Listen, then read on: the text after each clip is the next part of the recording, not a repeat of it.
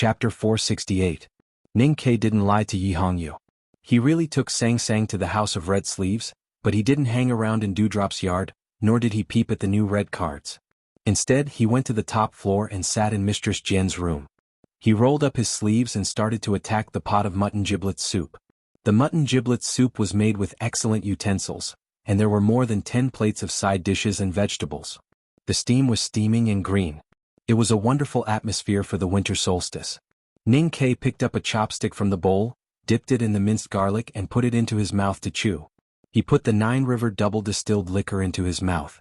It was so spicy that he frowned, as if he had encountered a very difficult problem. Mistress Jian took the towel from Xiao Qiao and wiped the sweat on her forehead. She looked at him and said, "I've brought the Empress's words. As long as you can spend today peacefully, the Empress is willing to pay any price you need. Of course, she will apologize to you again on behalf of Xiahou." Ning Ke pointed at his wrinkled brows because of the spiciness of the liquor and said, "The problem is that there is a knot between my brows that can't be stretched. I can't think it through. That's because of the spiciness of the liquor. You can't drink as well as Sang Sang, so don't drink hard liquor." Mistress Jian's words seemed to have a hidden meaning. After saying this, she was silent for a long time, and then cautiously and gently persuaded him again, "Great wisdom is to be able to endure and be calm." Ning Ke nodded and said, "I understand." Mistress Jian comforted him with a smile, and then sighed and said, "Before you came, I was really worried that you would mess around like that guy in the past." According to the senior brothers in the academy, Mistress Jian should be youngest uncle's sister-in-law. In this case, she was the only one in the world who dared to call youngest uncle that guy. "I'm not as capable as youngest uncle," he said with a smile, and then his smile gradually disappeared.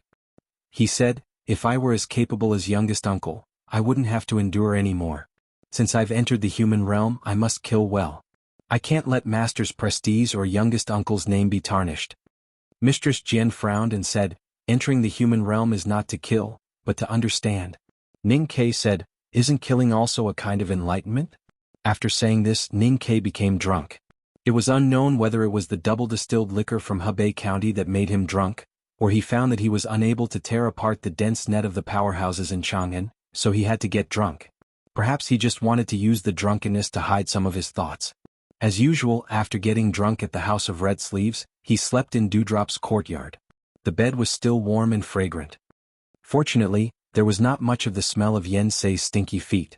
Sang Sang sat at the head of the bed, took a wet towel and put it on his forehead. She knew very well that Ning Ke was pretending to be drunk, so she declined Dewdrop's suggestion to make soup to sober him up. Ning Ke did not dream in his tipsy state. He did not see the darkness in the distance, did not see the 3 extremely cold black smoke, and did not see the infinite light in the sky above his head. He just sank his consciousness into his sense of perception, all the way to the deepest bottom of the sea, and picked up those fragments of consciousness to feel them silently. These fragments of consciousness were obtained after the bloody battle with Lotus at the front gate of the Devil's Doctrine last year. Before Master Lotus died, he forcibly transferred these fragments of consciousness into his sense of perception. Since then he had been carefully feeling them, but he did not gain any concrete results. However, he knew that these fragments of consciousness were very important, at least to him. Because in the north of the Hulun Sea, it was with these fragments of consciousness that he instinctively made a very effective dodge when facing Xiaohou's mighty iron fist. He seemed to be able to guess Xiaohou's thoughts during the battle. Drunk and lying on the warm bed, Ning Ke's right hand unconsciously fell on his waist. There were a few hard things in his belt, the waist token of the academy and some other waist tokens. These waist tokens in his belt seemed to give him some spiritual comfort, making his consciousness and his sense of perception become more and more peaceful and clear. At this time he still did not have enough state to fully understand the deep meaning of the fragments of consciousness left by Master Lotus. However, he already understood how important these fragments of consciousness would be in the battle with Xiahou. At the Yanming Lake, Yi Hongyu once said that grand cultivators who entered the knowing destiny state could sense the slightest changes in the chi of heaven and earth. All the means of their opponents could not surpass their experience and perception. This kind of battle consciousness was the most terrifying part of the knowing destiny state powerhouses. Ning Ke was now in the upper state of see-through. If he wanted to fight with a grand cultivator in the knowing destiny state, the huge gap in battle consciousness alone would make him feel hopeless. However, there were many fragments of consciousness left by Lotus deep in his sense of perception. As the great divine priest of West Hill, the bigwig who was the protector of the front gate of the Buddhism sect, He had already reached the peak of the knowing destiny state when he was alive. If not for some very mysterious reasons, he would have already broken through the 5 states and become a divine transcendence. What kind of state did the fragments of consciousness left by Master Lotus reach? Ning-Ke did not know. This kind of thing could only be found out in the battle. After waking up, Ning-Ke felt refreshed and sober. After confirming that his body and spirit were in the best state of his life, he left the house of red sleeves with Sang-Sang. The wind and snow in Chang and were heavier than in the morning. Like goose feathers, they danced restlessly and then fell, dyeing the whole city white. Holding the dirty big black umbrella, Ning-Ke and Sang-Sang walked in this plain world of ice and snow, like a dazzling drop of ink. The common people in the city were celebrating the festival. Accompanied by the mellow smell of mutton giblets soup, the thick snow on the eaves seemed to have become freshly cooked mutton slices. The nobles also celebrated the festival. However, there was no noise coming from the quiet and solemn mansions in the North City. Ning-Ke knew why. The officials in the mansions were all going to the imperial city to see Xiahou off. They might even send the general out of Chang'an. He held the handle of the big black umbrella in his right hand and held Sang-Sang's hand in his left. They walked in the wind and snow, in the beautiful atmosphere of the marketplace and the noble atmosphere of the North City. He was silent. In the summer of the 15th year of Tianqi era, Chang'an had been peaceful for a long time. The people in the city, including the senior brothers and sisters in the academy, probably thought that the peace would continue. They all thought that Ning-Ke had given up the idea. No matter how they looked at it, they could not find a suitable way for him. It was impossible for Ning-Ke to give up. Just like what he had said to Sang-Sang in the summer, if he did not kill Xiahou would really be old. Revenge itself was not important. What was important was that he had to give an account of his life. Without this account, his life would not be complete. He might die because Xiahou was indeed very powerful. In the wilderness, even eldest brother said that he was not sure that he could kill Xiahou. But he did not think that he would die. Except for the headmaster of academy, no one in the world knew better than him that he was very powerful now. Life was like a puzzle. Ning-Ke had solved many puzzles in the past 15 years. The purpose of solving the puzzles was today's battle, and he firmly believed that he would win. The imperial city was shrouded in heavy snow. The red palace wall was particularly eye-catching in the snow. The atmosphere in front of the imperial city was different from the cold wind and snow. Dozens of luxurious horse carriages were waiting outside the square in front of the palace. A few hundred feet ahead of the jade fence of the moat was the palace gate. There were many people there. Prince Li Peiyan came. The Defender General of the state Su Shi, the Grand Secretary and the ministers came. Except for the Prime Minister who was recuperating from illness, all the bigwigs of the imperial court and the military of the Tang Empire appeared in front of the imperial city. They were here to see off General Xiahou. Looking at the tall figure slowly walking out of the gate of the imperial city, the bigwigs' faces showed complicated emotions. Some smiled comfortingly, some sighed and some were sad. This was the first general of the Tang Empire to retire in the Tianqi era. Looking back more than 100 years, he was probably the only general who had given up his military power without any reason. Xiahou slowly walked out of the gate. Looking at the bigwigs and colleagues who had been with him for decades, his solemn face was also very complicated. Leaving the imperial palace and going to his hometown, he was no longer a general, but a farmer retiring in old age. He was indeed a little reluctant. He was reluctant to give up the power to hold a killing knife in his hand. He was reluctant to give up the iron cavalry in the military camp. He was reluctant to give up the days of watching swords by lantern at night. What was most reluctant was that the law of the Tang Empire could not shake him, the enemy's army could not defeat him, and even the West Hill Divine Palace quietly indulged him. But he was forced to leave this prosperous stage. However, since the founding of the Tang Empire, there were not many ministers who could receive such an honor. Not to mention that a traitor of the Devil's Doctrine could become a visiting professor of Haotian Taoism, a general of the Tang Empire, expand the territory, kill countless people and retire peacefully. This was a very perfect life. Xiahou was very satisfied. In the quiet city gate, he walked out of the palace and walked toward the bigwigs who were looking at him with a smile. With every step he took, his whole body relaxed a little. Walking out of the city gate, his military boots squeaked on the snow. Xiahou frowned slightly. He did not return the salute to the prince who personally welcomed him, but looked to the south of the imperial palace.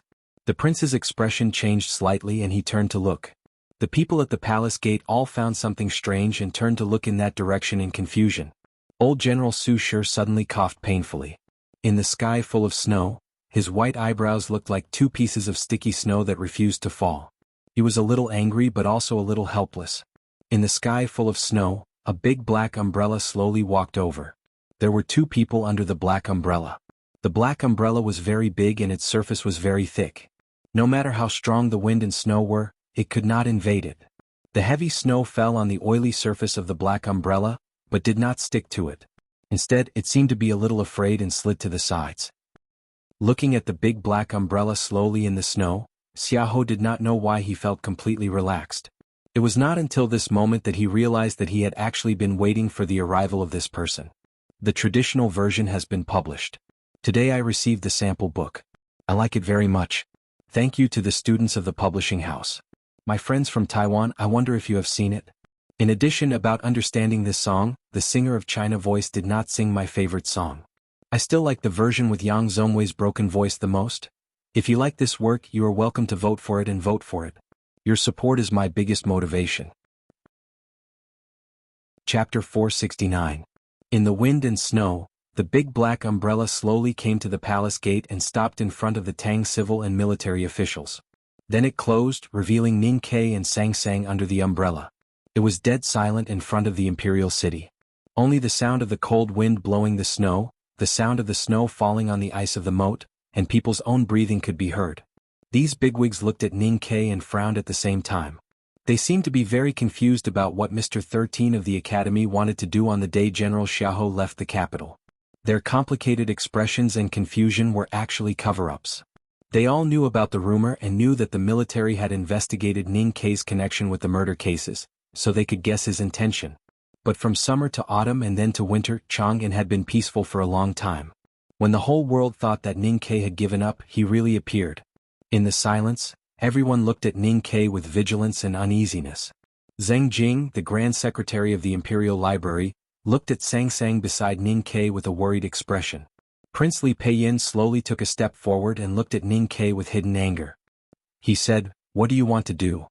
General Su Shi looked at Ning Ke expressionlessly and said, "If you want to assassinate a general of the Tang Empire in front of all the civil and military officials, I will admire your courage and stupidity."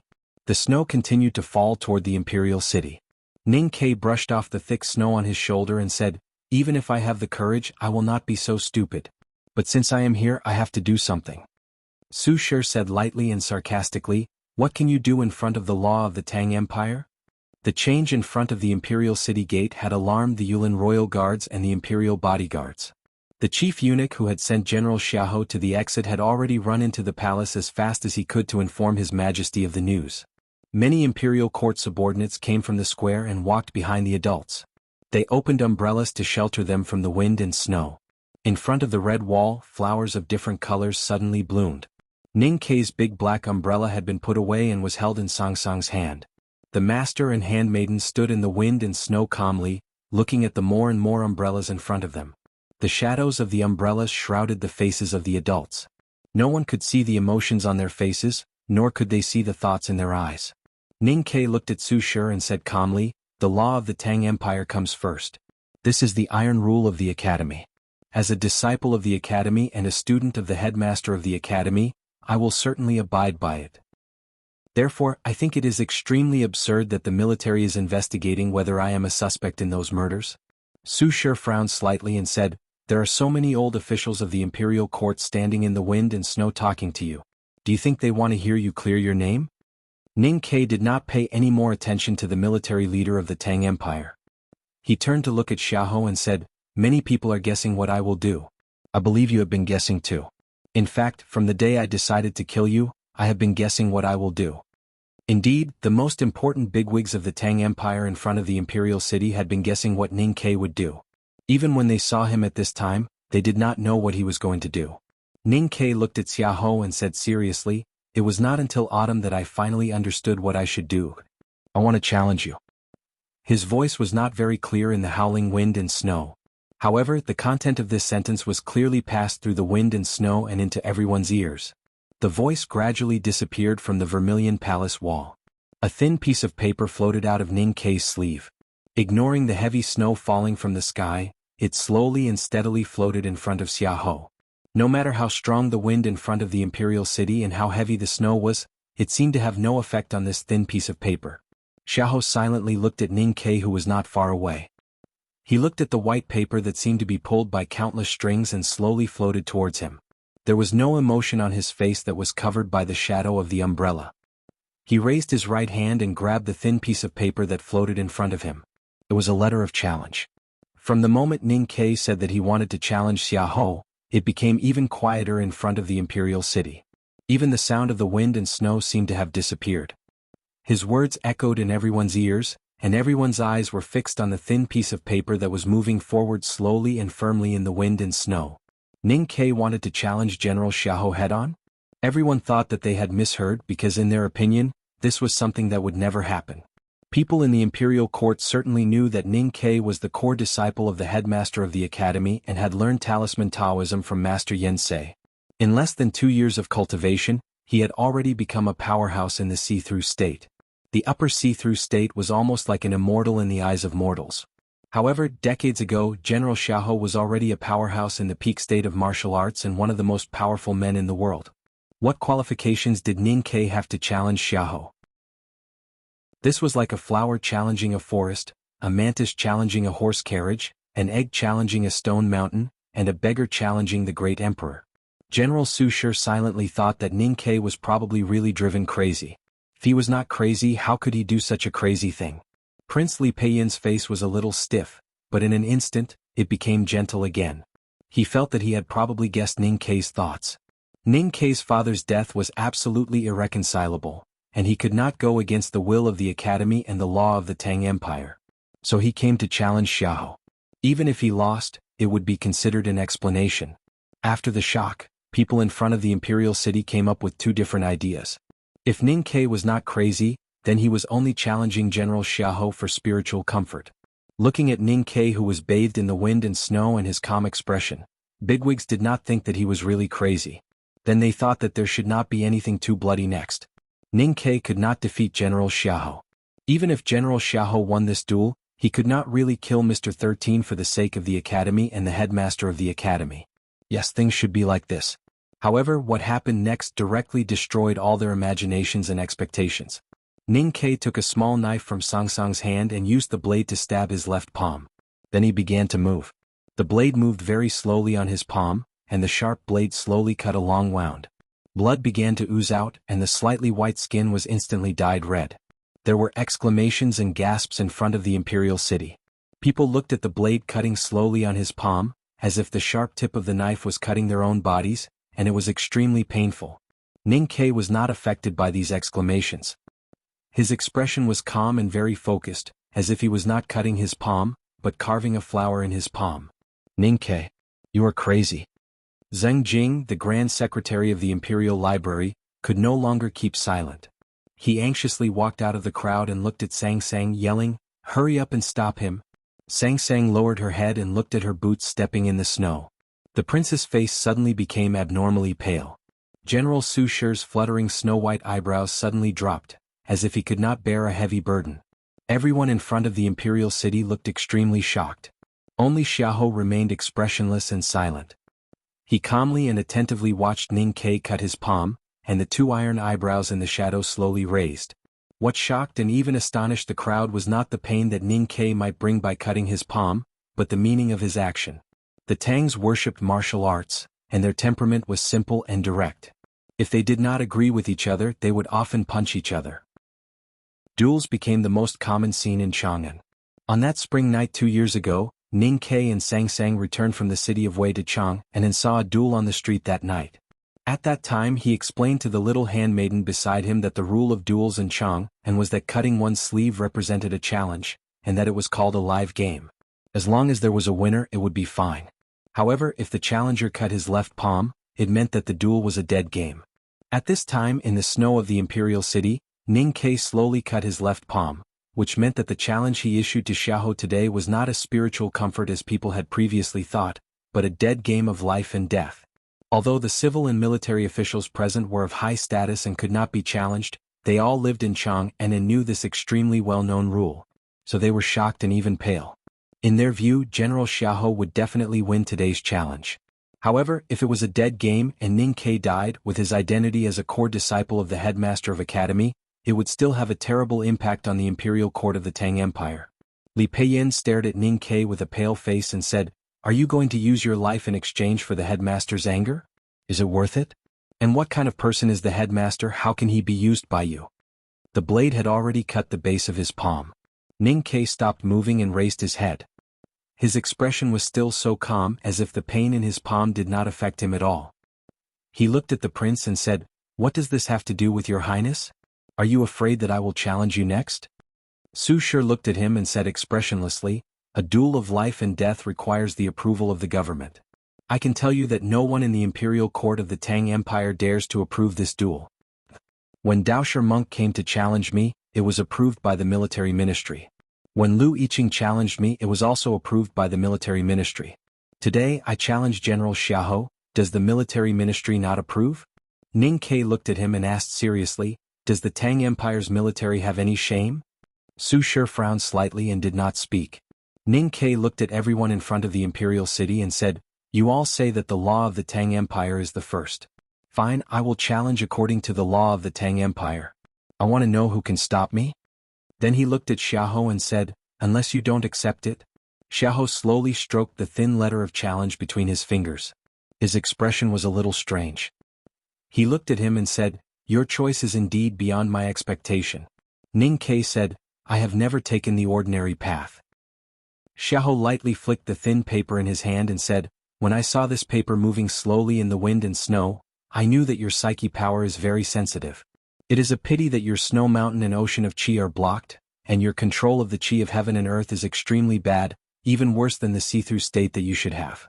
You are so bad and yet you want to challenge me. I can only say that you have embarked on a dead end." Ning Ke looked at him and said, "I have no other path to take, so I have to take this path. As for whether it is a dead end, I will know when I reach the end." Xiahou said, "For you, challenging me head-on is the worst choice." Ning Ke said, "Since it is the only choice, then it is the best choice. Ning Ke's choice was decided when I started the book. It was decided on the night he and Sang Sang entered Chang'an. It was really the only choice and the best choice. But he is not Su Lu. He doesn't know the concept of bravery. It's just a decision made after careful consideration and helplessness. I am here to report that there is still some time before I kill Xiahou. This is just a bone and I have other things to write. It is meat, very important, and there is more today. To be continued. If you like this work, please come to Chidian.com to vote for me. Your support is my biggest motivation. Chapter 470. Xiahou smiled and slowly walked out of the umbrella held by his subordinate. He walked into the wind and snow and his smile suddenly disappeared. He looked at Ning Ke coldly and said, "Is this the Academy's choice?" Ning Ke also smiled and said, "You don't have to be afraid. This is my own choice. It has nothing to do with the Academy." Xiahou said indifferently, "If you want to die, then you will die." Ning Ke said, "I don't want to die. I only want you to die." Xiahou looked at him and said after a long silence, "You are a madman." Ning Ke replied, 15 years ago I escaped from Chang'an. I used the determination and willpower to die to survive. It was just to go crazy. Is it not worth it?" Xiahou was silent for a moment and said, "It is indeed worth it." The idea of returning good for evil had never been popular in the Tang Empire. People living in this land were used to being simple and direct. If you want to beat me, I will beat you. If you want to kill me, I will kill you. If you kill my father, I will kill your father and you. Therefore, everyone felt that it was reasonable for Ning Ke to invite Xiahou to a duel to the death. Through the academy, the imperial court had promised to cut off the past and let Xiahou retire. It was because they did not want the complications of the past to affect the future of the empire. They did not want the West Hill Divine Palace to meddle in Chang'an. If Ning Ke wanted to use tricks to deal with Xiahou, it would affect the process of metabolism. But today he chose the simplest or perhaps the stupidest method. It would not leave any repercussions. Because if the environment was fair, then the duel must be fair.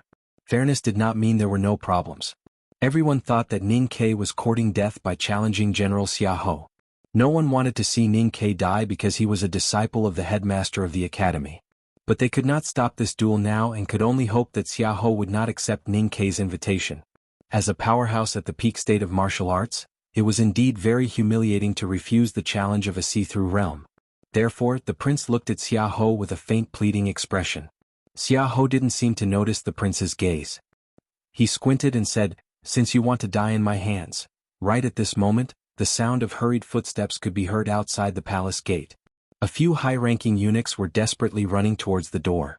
Their official robes were in a mess and they looked extremely battered and exhausted. In the cold wind and snow, they were so hot that their foreheads were covered with sweat. It seemed like they had run all the way out of the palace. Eunuch Lin, who was running at the very front of the group of eunuchs, heard Xiaohou's voice from a distance. A terrified expression appeared on his face. Like a goose whose throat had been grabbed, he shrieked in panic, "His Majesty has decreed that no one is to move." When the important figures of the outer palace heard this shout, their expressions suddenly relaxed. They thought that in this world perhaps only the emperor could stop this challenge.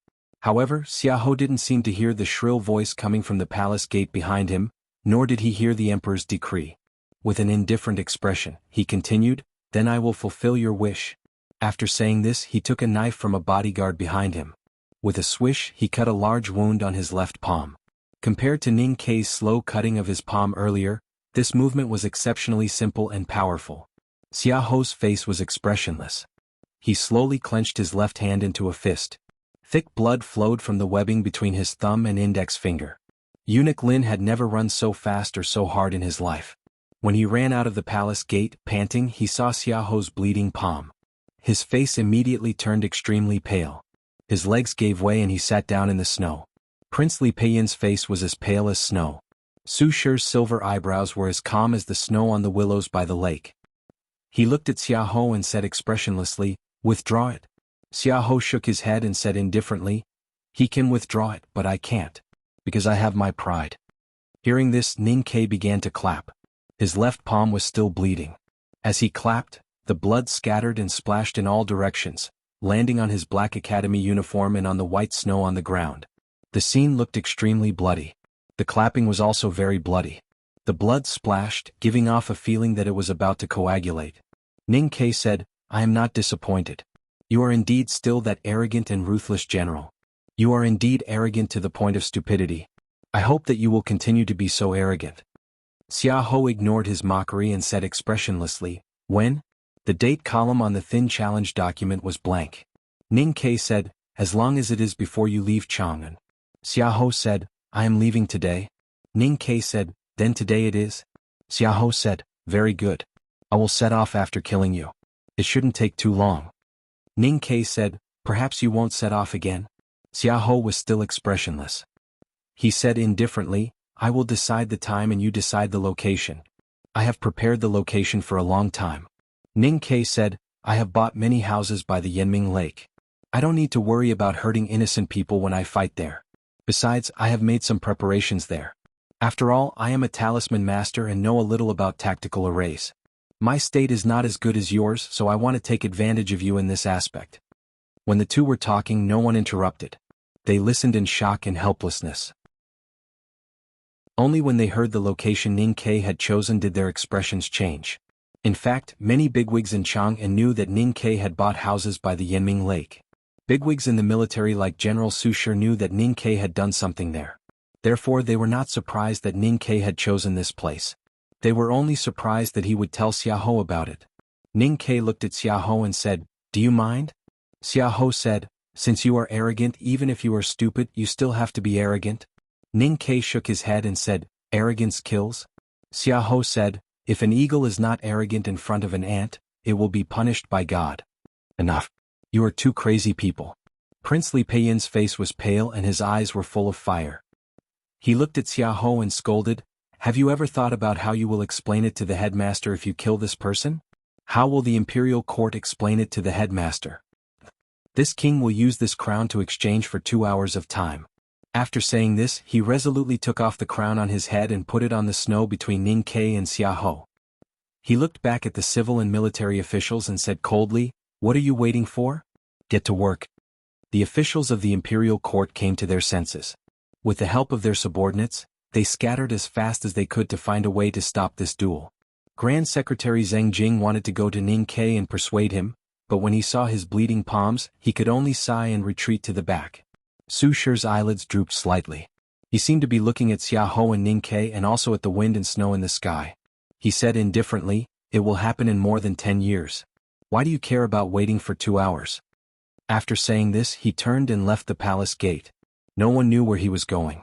In front of the gate of the Snow Palace, the officials of the imperial court left one by one. Only Grand Secretary Zheng Jing and a few other onlookers were left. In the silence, Xiahou suddenly said, "Bring the flag." On the other side of the Jade Bridge in the distance, there was a guard of honor for the general's glorious return. Hundreds of people had been waiting for a long time. Hearing these 2 words, a bodyguard sprinted over and took a large flag from the guard of honor. Then he stood solemnly behind General Xiaohu's army.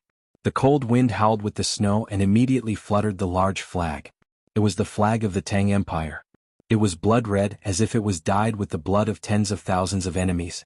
It whistled and danced in the wind and snow. In front of the palace gate, it suddenly became very solemn. Ning Ke looked at the blood flag behind Xiahou and his face that was reflected by the flag. He said, "It seems that you are really afraid to use the flag to help you." Xiahou looked at the blood indifferently, with no other eyes. Ning Ke smiled and said, "Umbrella?" With a bang, Sang Sang opened the big black umbrella again to block the falling snow above her head. In the wind and snow, a blood flag and a black umbrella faced each other. Mr. 13 of the Academy, Ning Ke, had issued a life-and-death challenge to General Xiahou. This news spread to every mansion in Chang and in the shortest time possible. No one thought that Ning Ke could win, so no one was willing to watch General Xiahou kill him. Because no one knew what the headmaster of the Academy would do because of Ning Ke's death. The headmaster of the Academy had not spoken for many years and had even been forgotten by the common people. But for the bigwigs in the imperial court, it did not mean that the headmaster of the Academy's voice had lost its power. It was because every word he said was like a thunder above the clouds to the Tang Empire. This was a fair challenge initiated by Ning Quebec. Maybe even if Ning Ke died, the headmaster of the Academy would still abide by the law of the Tang Empire and remain silent. But no one dared to take such a risk even if it was a small one. If the headmaster of the Academy was angry after Ning Ke's death, the entire Chang'an would probably be destroyed. When the nation master Li Qingshan appeared in front of the cloud gate array, he had been thinking about these things. So when he heard the reply from Mr. First of the Academy, he was stunned for a long time. This is youngest brother's personal matter. The Academy will not stop him according to the rules of the Academy. Li Qingshan frowned and said, "But Ning Ke is seeking his own death." Eldest brother said gently, "Since he is seeking his own death, who can stop him?" Li Qingshan could not suppress the shock in his heart and said, "If Mr. 13 really dies in the hands of General Xiahou, what will the Academy do?" Eldest brother smiled and said, "We will miss him." There was the Yulin Royal Guards in Chang'an. This powerful army was responsible for guarding the imperial city and possessed unimaginable power. It had powerful cultivators from the Imperial Center Administration and the Southern Gate Temple. Most importantly, it had strong willpower and determination. According to the law of the Tang Empire, the Yulin Royal Guards only listened to the orders of 2 people, the Tang Emperor and General Su Shi. Against the cold wind and snow, the Yulin Royal Guards began to form up and prepare to leave the camp. However, they had to stop in front of the Jade Bridge outside the camp because there was a person on the bridge. That person was wearing a tall hat and a robe. He sat cross-legged in the snow on the bridge with his head slightly lowered. Su Shi looked at the person on the bridge and could no longer suppress the anger in his heart. His voice burst out like thunder at the bridge and shook the flying snow. "Junimo, those who stand in our way will die." The person on the bridge was naturally second brother of the Academy. "Junimo, those who stand in our way will die?" This has never been mentioned in the law of the Tang Empire. Second brother raised his head and looked at the military leader of the Tang Empire under the bridge. He said calmly, "If so, if you want me to die, you must die first." To be continued. If you like this work, please come to Chidian. Come to vote for me. Your support is my greatest motivation. Chapter 471. Except for Ji Haoran and Ning Ke, the 2 generations of people who had entered the human realm, the back of the mountain of the Academy had never entered the human realm. The soldiers of the Yulin Royal Guards on the other side of the bridge did not know who the man sitting cross-legged in the snow was. Hearing that this person actually dared to be so disrespectful to General Su Shi and be so arrogant, the Imperial Guards were instantly enraged to the extreme. Their beards and hairs stood on end as if they wanted to pierce through the armor on their bodies, and they drew their swords and spears with the intention of charging onto the snow bridge and beheading that bastard on the spot. Su Shi raised his right arm expressionlessly, and the commotion and killing intent behind him immediately subsided. He looked at the man sitting cross-legged in the snow and became serious. He said, "Is the academy really going to go back on its words?" Second brother looked at him under the bridge and said, "The academy does not object to Xiaoho's retirement, nor does it object to youngest brother's challenge. Because there is no way to object." Su Shi frowned and said, "You know I'm going to object to this?" Second brother said, "I object to your objection." Su Shi looked at the man on the bridge.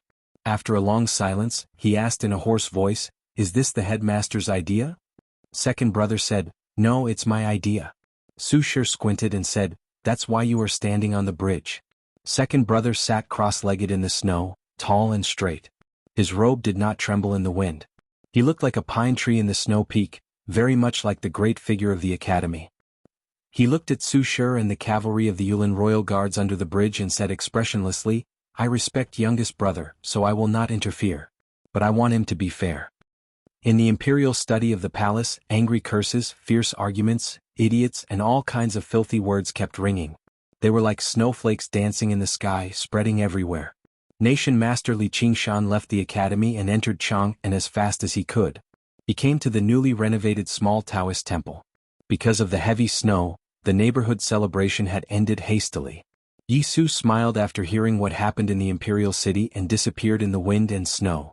Many horse carriages came from the streets outside the imperial city. All the forces who had received the news had sent people to inquire about it, including the envoys of various countries and the representatives of the West Hill Divine Palace. In a pavilion far away from the moat, Yi Hongyu, who was dressed in a green Taoist robe, looked in the direction of the palace gate. She looked at the blood flag and the dazzling big black umbrella that were fluttering in the wind and snow. She remained silent. Qin Pipi brought Tang Xiaotang from the other end of the snowy street. Because of Tang Xiaotang's status, he did not let her follow him to the imperial palace. He turned around and knocked on the tightly closed door of a shop on the South Street. He borrowed a chair from that shop and then moved his round body from the snowy street to the foot of the imperial city. He looked at Ning Ke and said, "Before preparing to fight, you have to conserve your strength." Ning Ke replied, "Thank you, senior brother." A personal guard had already brought a table and a chair for Xiaoho, and even a cup of hot tea. In front of the blood flag, amidst the wind and snow, he held the teacup and casually drank, his expression naturally calm. Seeing Qin Pipi, Xiaoho frowned slightly but did not pay much attention to him. Ning Ke sat on the chair and Sang Sang held the big black umbrella behind the chair. Qin Pipi wanted to bandage his bleeding left palm, but Ning Ke shook his head and refused. In front of the palace gate, the blood flag and the black umbrella were in the wind and snow. The general was drinking hot tea and Ning Ke was resting. This scene was very strange, even a little absurd, but also very scary. Many horse carriages were hidden in the streets in front of the imperial city, and many people had not arrived at the scene. They were waiting for the final result in their respective mansions. Mr. Second's appearance on the snow bridge is equivalent to the Academy's attitude. The Academy agrees that Ning Ke will challenge Xiaoho, so the Tang military cannot stop this. The third minister of offerings from Qinghe County withdrew his gaze from the falling snow in front of the balcony of the princess mansion. He looked at the two noble royal siblings and said with a smile, "Congratulations, Your Highness." Li Yu's expression was very calm, but there was a hidden worry in the depths of her eyes. Xiaoho was the empress's most powerful helper. It was a good thing for her and Li Huiyuan that he retired. It was even better for Ning Ke to challenge Xiaoho. No matter who won or lost, even if the academy kept silent about it, they would still hate the empress's side. However, she could not be happy because she, like everyone else in the world, believed that Ning Ke could not defeat Xiaoho. In other words, Ning Ke would definitely die today. She looked at He Mingqi, who had been sitting silently on the other side, and slightly frowned. She asked, "What did Mr. Yi Su say about the nation master going to the small Taoist temple?" He Mingqi shook his head and said, "Even if the West Hill Divine Palace wants to stop this in Chang'an, it is impossible, because the Academy has already agreed." The third minister of offerings said lightly, "If Your Highness is still worried, I may have some means to make the West Hill Divine Palace and the Academy hate each other because of this matter." Hearing this, Li Yu's expression gradually turned cold. She slightly narrowed her eyes and warned, "Don't try to use any means to provoke the Academy's anger. Neither you nor I can bear it." The third minister of offerings was usually respected in Qinghe Prefecture, like an ancestor. In front of the princess of the Tang Empire, he could consider himself inferior. However, after hearing this he still felt a little embarrassed. "Your Highness is right. Then I will go and have a look," he said expressionlessly. He gently flicked his sleeves and walked out of the balcony. Facing the wind and snow, he left the princess mansion and walked towards the Yanming Lake.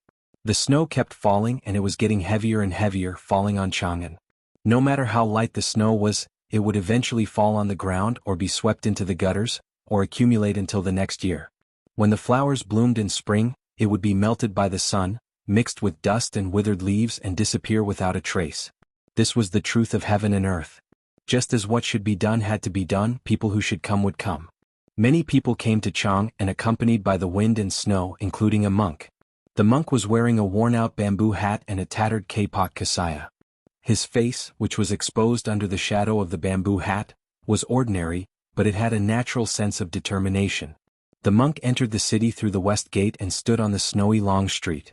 It seemed that he did not know where to go. He turned to a porridge shop, took off his bamboo hat and began to ask for directions. He took off his bamboo hat, revealing a head full of sharp green and black hair.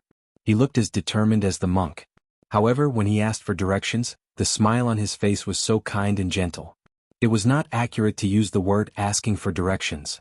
The monk kept his mouth tightly shut, and when he occasionally grinned, only half of his tongue was left. It turned out that he was a mute who could not speak. For Ning Ke and Xia Ho, who were sitting in the wind and snow, the 2 hours were very long. No matter how cold the wind and snow was, their bodies had already warmed up. For His Majesty in the palace and Su Shi on the other side of the snow bridge, the 2 hours were very short.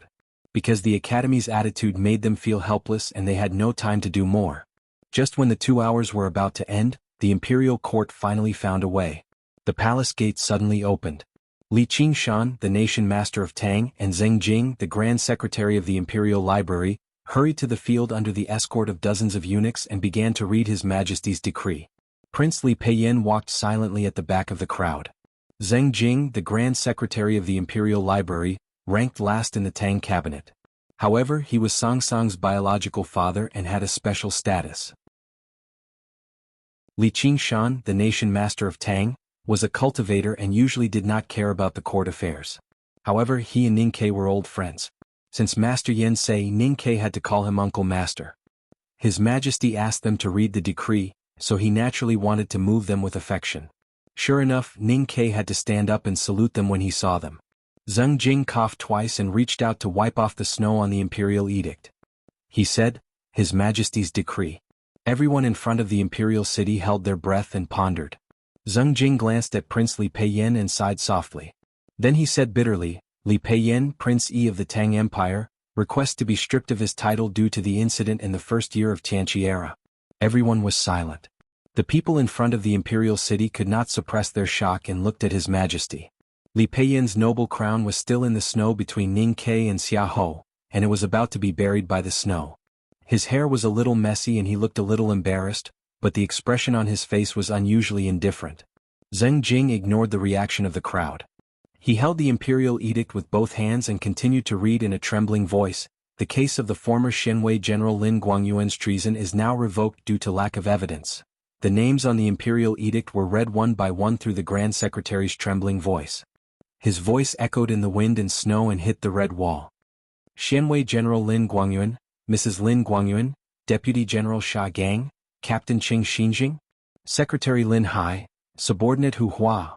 Listening to the names that had long disappeared in history, listening to the imperial edicts that restored officials and conferred posthumous titles, there was dead silence in front of the imperial city.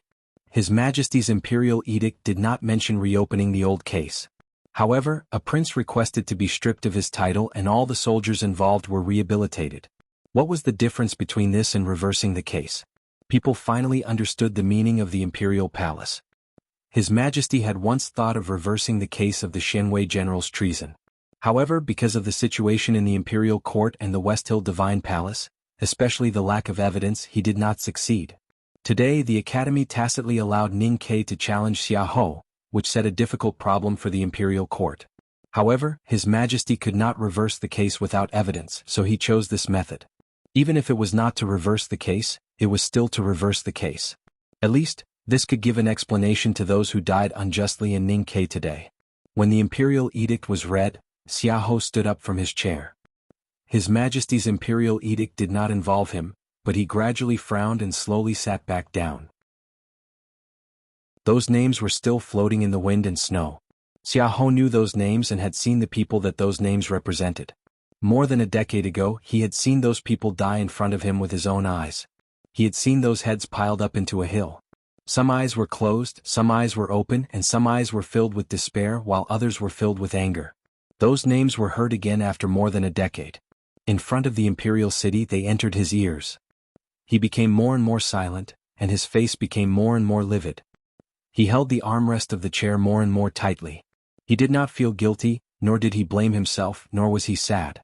He was just angry. The armrest was reduced to dust, falling from the gaps between his fingers. With anger it landed on the snow. No one noticed General Xiahou's emotions at this time, because His Majesty's imperial edict did not mention him. According to the law, he was no longer General Xiahou. What he needed to do was to accept it calmly and then leave Chang'an. Everyone's eyes were on Ningquebec. They knew who His Majesty's imperial edict was for. If they wanted to stop this duel of life and death, they could only hope that Ningke would withdraw the challenge invitation. His Majesty reversed the verdict for Lin Guangyuan, rewarded him generously, and favored him for 3 generations just for this. People in front of the imperial city looked at Ningke under the black umbrella and thought that this should be the end. From the moment he heard the name Lin Guangyuan, Ningke lowered his head and focused on the thick snow under his feet. He tilted his head and listened to the names on the imperial edict attentively. He had heard of those names before, so he listened very carefully today. But the expression on his face was very complicated, with some gratification, some disappointment, and some self-mockery. The names on the imperial edict were finally read. Grand Secretary Zheng Jing and Nation Master Li Qingshan walked to him and solemnly handed the imperial edict to him. Ningke took the imperial edict and remained silent. Li Qingshan looked solemn and said, "His Majesty said that as long as you admit to the previous murders, he will pardon you. After all, it is pardonable. If you think that the removal of the prince's title is not enough to compensate, His Majesty and Her Majesty will apologize to you on behalf of General Xiahou and compensate you." The Nation Master spoke very softly and was covered by the wind and snow. Except for himself and Ningke, no one could hear him.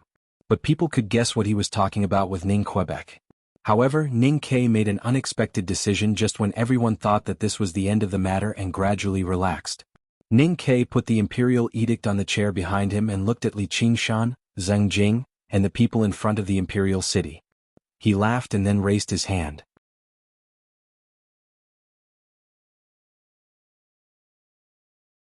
Chapter 472. Since a long time ago, the military had begun to investigate the connection between Ningke and those strange murder cases. Although they did not find any evidence, the rumor of his origin had already spread in Chang'an. Everyone believed that Ningke was the son of Xianwei General Lin Guangyuan, the orphan of the massacre. He had been dormant in the world for many years and finally entered the academy. Once he gained power, he would start a bloody revenge. Even His Majesty Xiahou and many senior brothers and sisters at the back of the mountain of the academy believed this rumor. Therefore, at this time, when the people in front of the imperial city heard Ningke's words, they could not help but be shocked and could not believe it. They thought to themselves, "If you are not Lin Guangyuan's orphan, then why did you do these things?" Xiahou looked at Ningke under the black umbrella and frowned. No one knew what he was thinking. Ningke looked down at the blood spots that looked like plum blossoms on the snow. He seemed to see the blood spots on the ground in the woodshed 15 years ago, and a strange smile appeared on his face. The wind and snow suddenly scattered and gathered, gradually becoming faster and faster. Ningke raised his head, looked at the crowd and asked 3 questions. "Why do you all think I'm the general's son? Why must I be the general's son? Why do you all want me to be the general's son?" Everyone was still in a state of extreme shock and couldn't answer his question.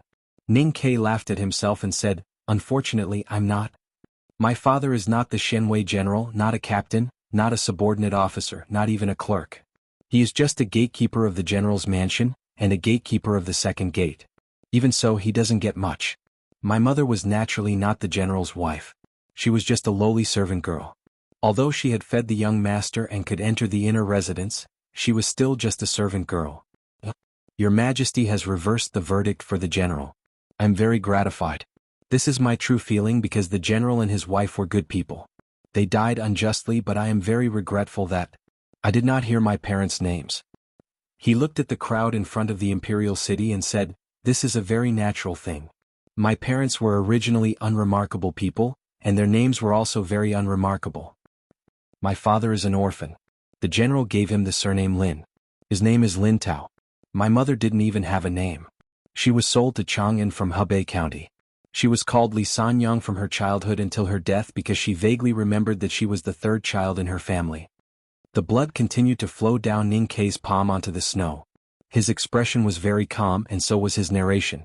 It was not indifference but true calmness. However, this unemotional calmness made everyone who saw Ning Kei's face feel a chill rising from the soles of their feet, and then their whole bodies froze. The calmness was frightening. Sang Sang was not afraid. She just felt what he was feeling at this moment.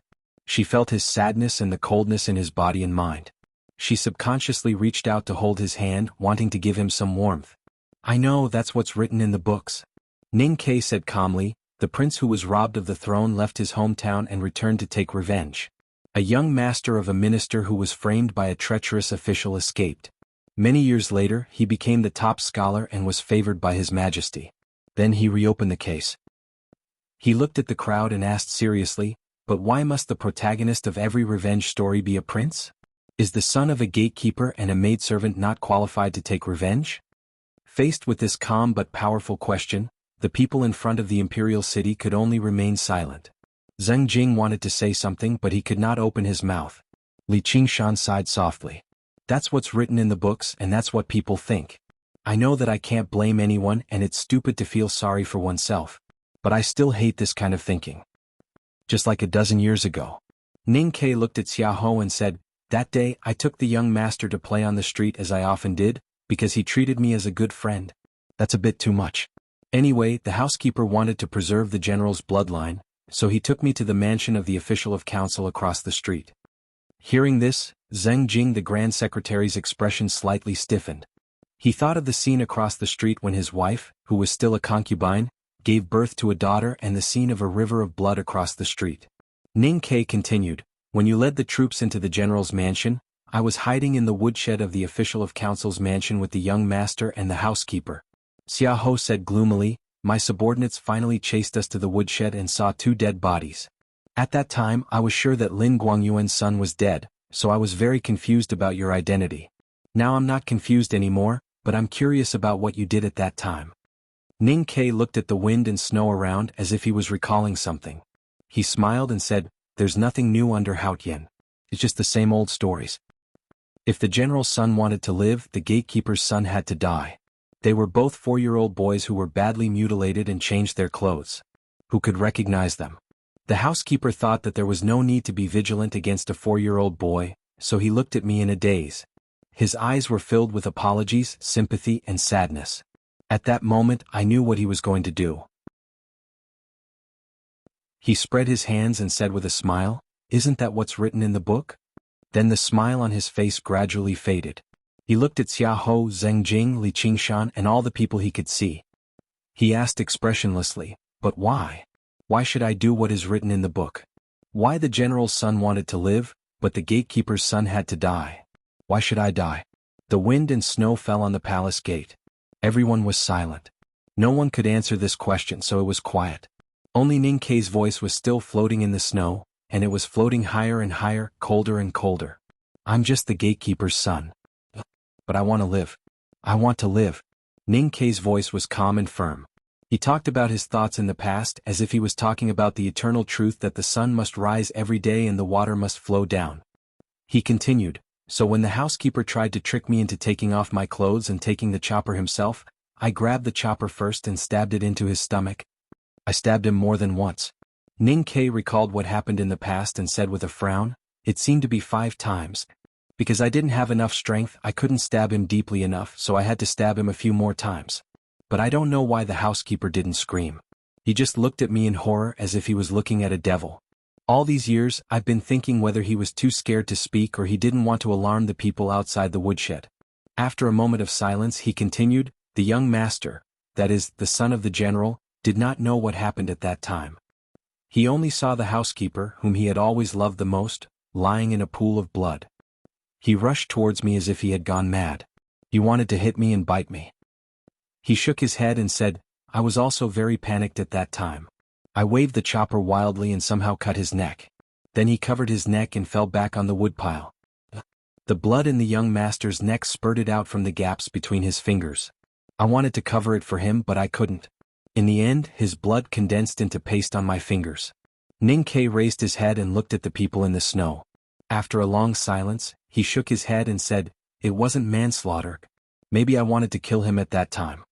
He looked at Xiaoho and said with a smile, Because only if he died, people like you and His Highness would no longer care about me, the gatekeeper's son. The world was shrouded in the wind and snow, shrouded in a dead silence. The snowflakes drifted to Ning Ke's face and touched his smile, which seemed to be even colder. It was a smile that seemed gentle but was actually extremely cold. People looked at the smile on Ning Ke's face and were shocked speechless. They felt an unprecedented chill. They seemed to see the scene in the woodshed of the official of council's mansion more than a decade ago. A 4-year-old boy holding a rusty chopper stood in front of the two corpses. His face was full of despair and fear, and his body kept trembling as if he could collapse at any time. But the boy didn't collapse. Now, the boy was standing in the wind and snow, standing in front of the majestic palace, standing in front of people, telling the story of that long ago. The stories in the books were often written like that. The story he told was not in the books. On the first anniversary of the night, I finally told one of the stories I wanted to tell the most in this story. I feel very happy. 8 o'clock, crooked. 55373, let's chat. To be continued. If you like this work, please come to Chidian.com to vote for me. Your support is my biggest motivation.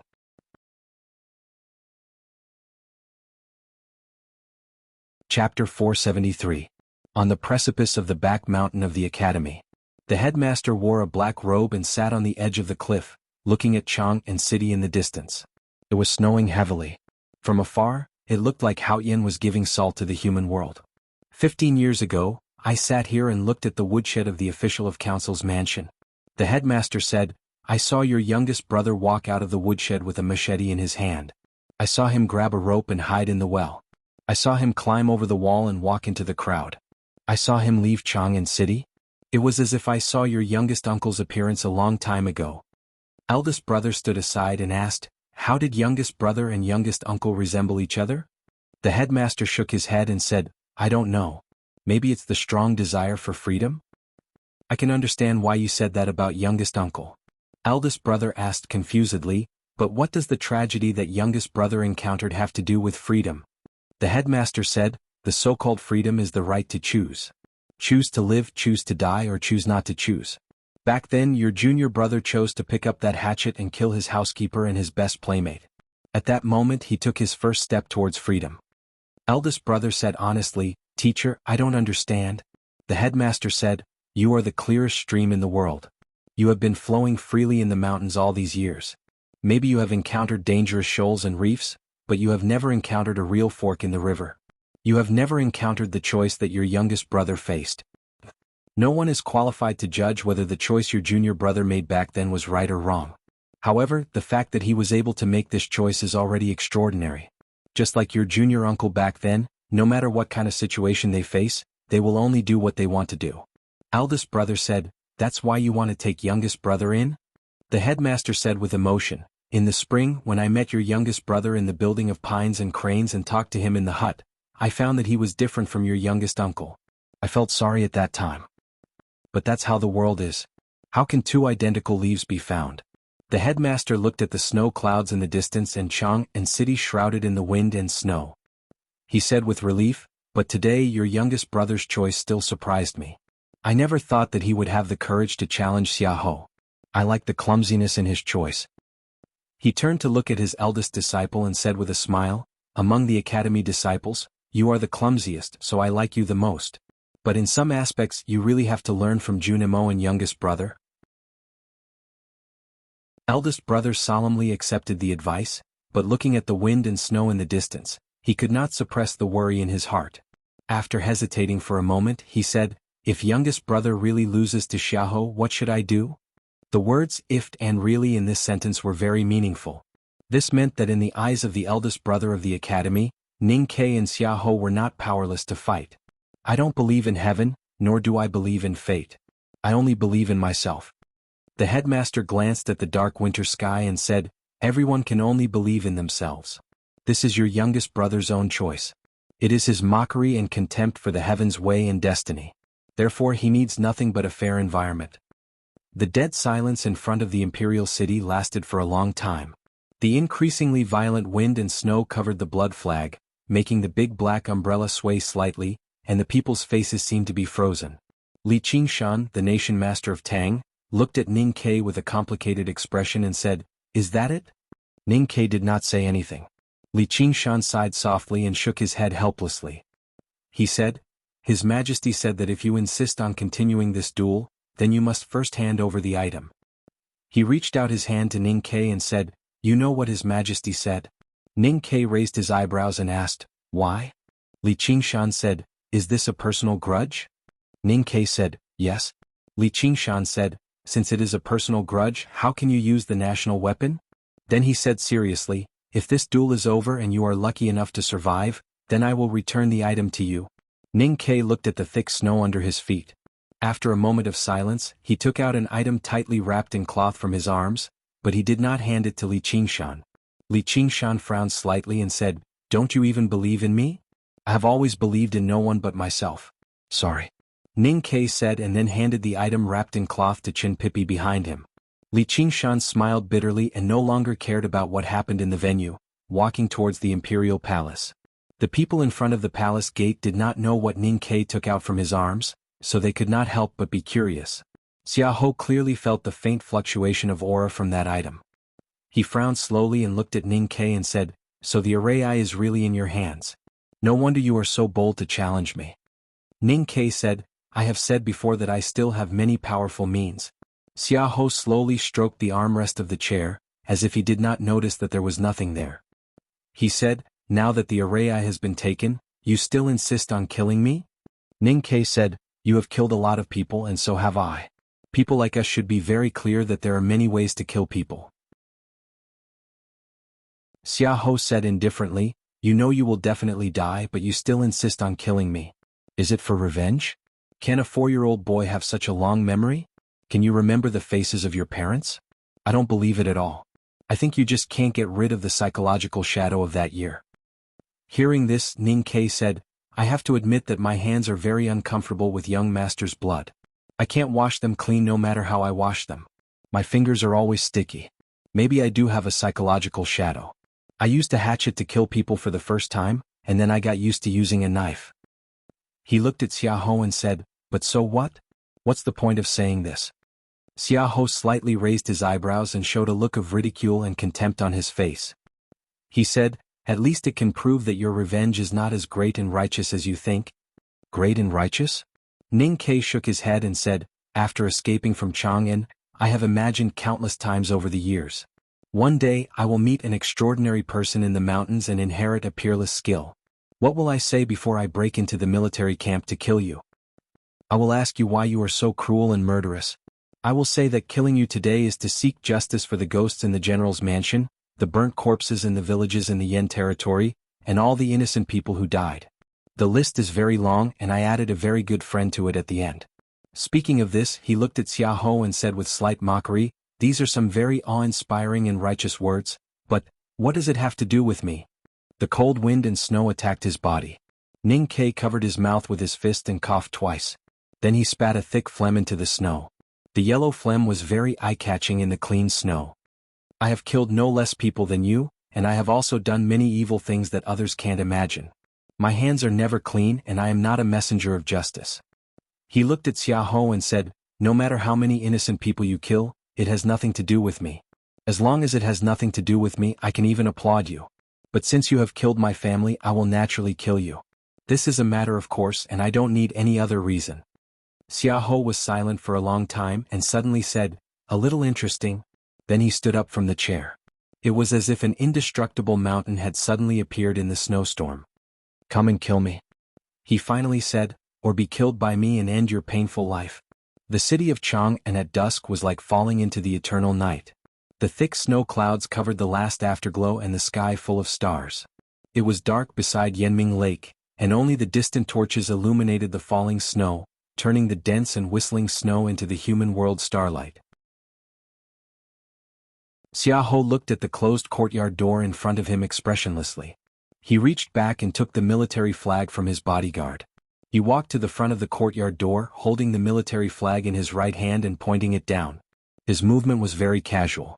The ground in front of the courtyard door was hard stone. When the flagpole fell, the stone ground was broken into pieces, splashing countless gravel, and the end of the flagpole was deeply inserted into the mud. Xiaohou slowly loosened his palm. The flagpole was firm as if it was born from the ground. The blood-red military flag fluttered in the sky full of snow, engulfing all the night. This blood-red Royal General flag had accompanied Xiaohou for many years. Whether it was fighting with the Yin Kingdom army or the cavalry of the left king's palace, this flag had always been flying in the northeast border military of the Tang Empire. Over the past few decades, this blood flag had never fallen. Just like the powerful man under the blood flag. The bodyguards at the periphery of Yanming Lake, the vigilant ministers and the local government runners of Chang and local government who maintained order, all looked at the blood flag in the night and had a strong feeling. Tonight, this blood-red flag would still not fall.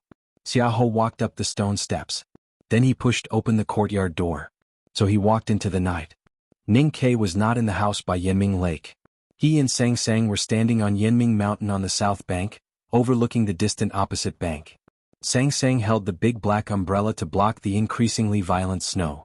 In the eyes of the world, Ning Ke's most powerful cultivation state was talisman and arrow. To fight with Xiaohou, a powerhouse at the peak state of martial arts, it was natural for him to keep a distance. Although Xiaohou did not know where Ning Ke was at this time, he could guess it. However, as proud and confident as he was, he did not care about it at all. But tonight, the wind and snow were strong and the night sky covered the stars. In the cold winter, Yanming Lake was like a frozen ink stone. No matter how sharp Ning Ke's senses were, he could not see the scene on the opposite bank. If he could not see, then how could the primordial 13 arrows hit the enemy? That's all for today. I need to sort it out and delete some 2 chapters tomorrow. To be continued. If you like this work, please come to Chidian.com to vote for me. Your support is my greatest motivation.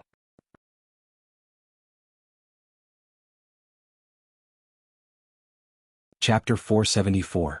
This snow seems to be unfair to me, but it is actually unfair to Xiaohou. Ning Ke looked at the other side of the lake and the snow on the lake. He shook his head and continued, His Majesty took away the array pestle, which naturally doesn't make me happy. But it is fair. My cultivation state is far lower than Xiaohou's, so it seems unfair.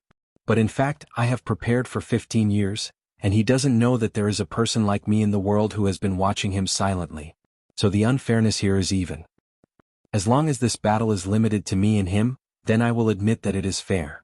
Sang Sang held the handle of the big black umbrella tightly and shrank her body to ensure that the umbrella would not be blown away by the violent snow.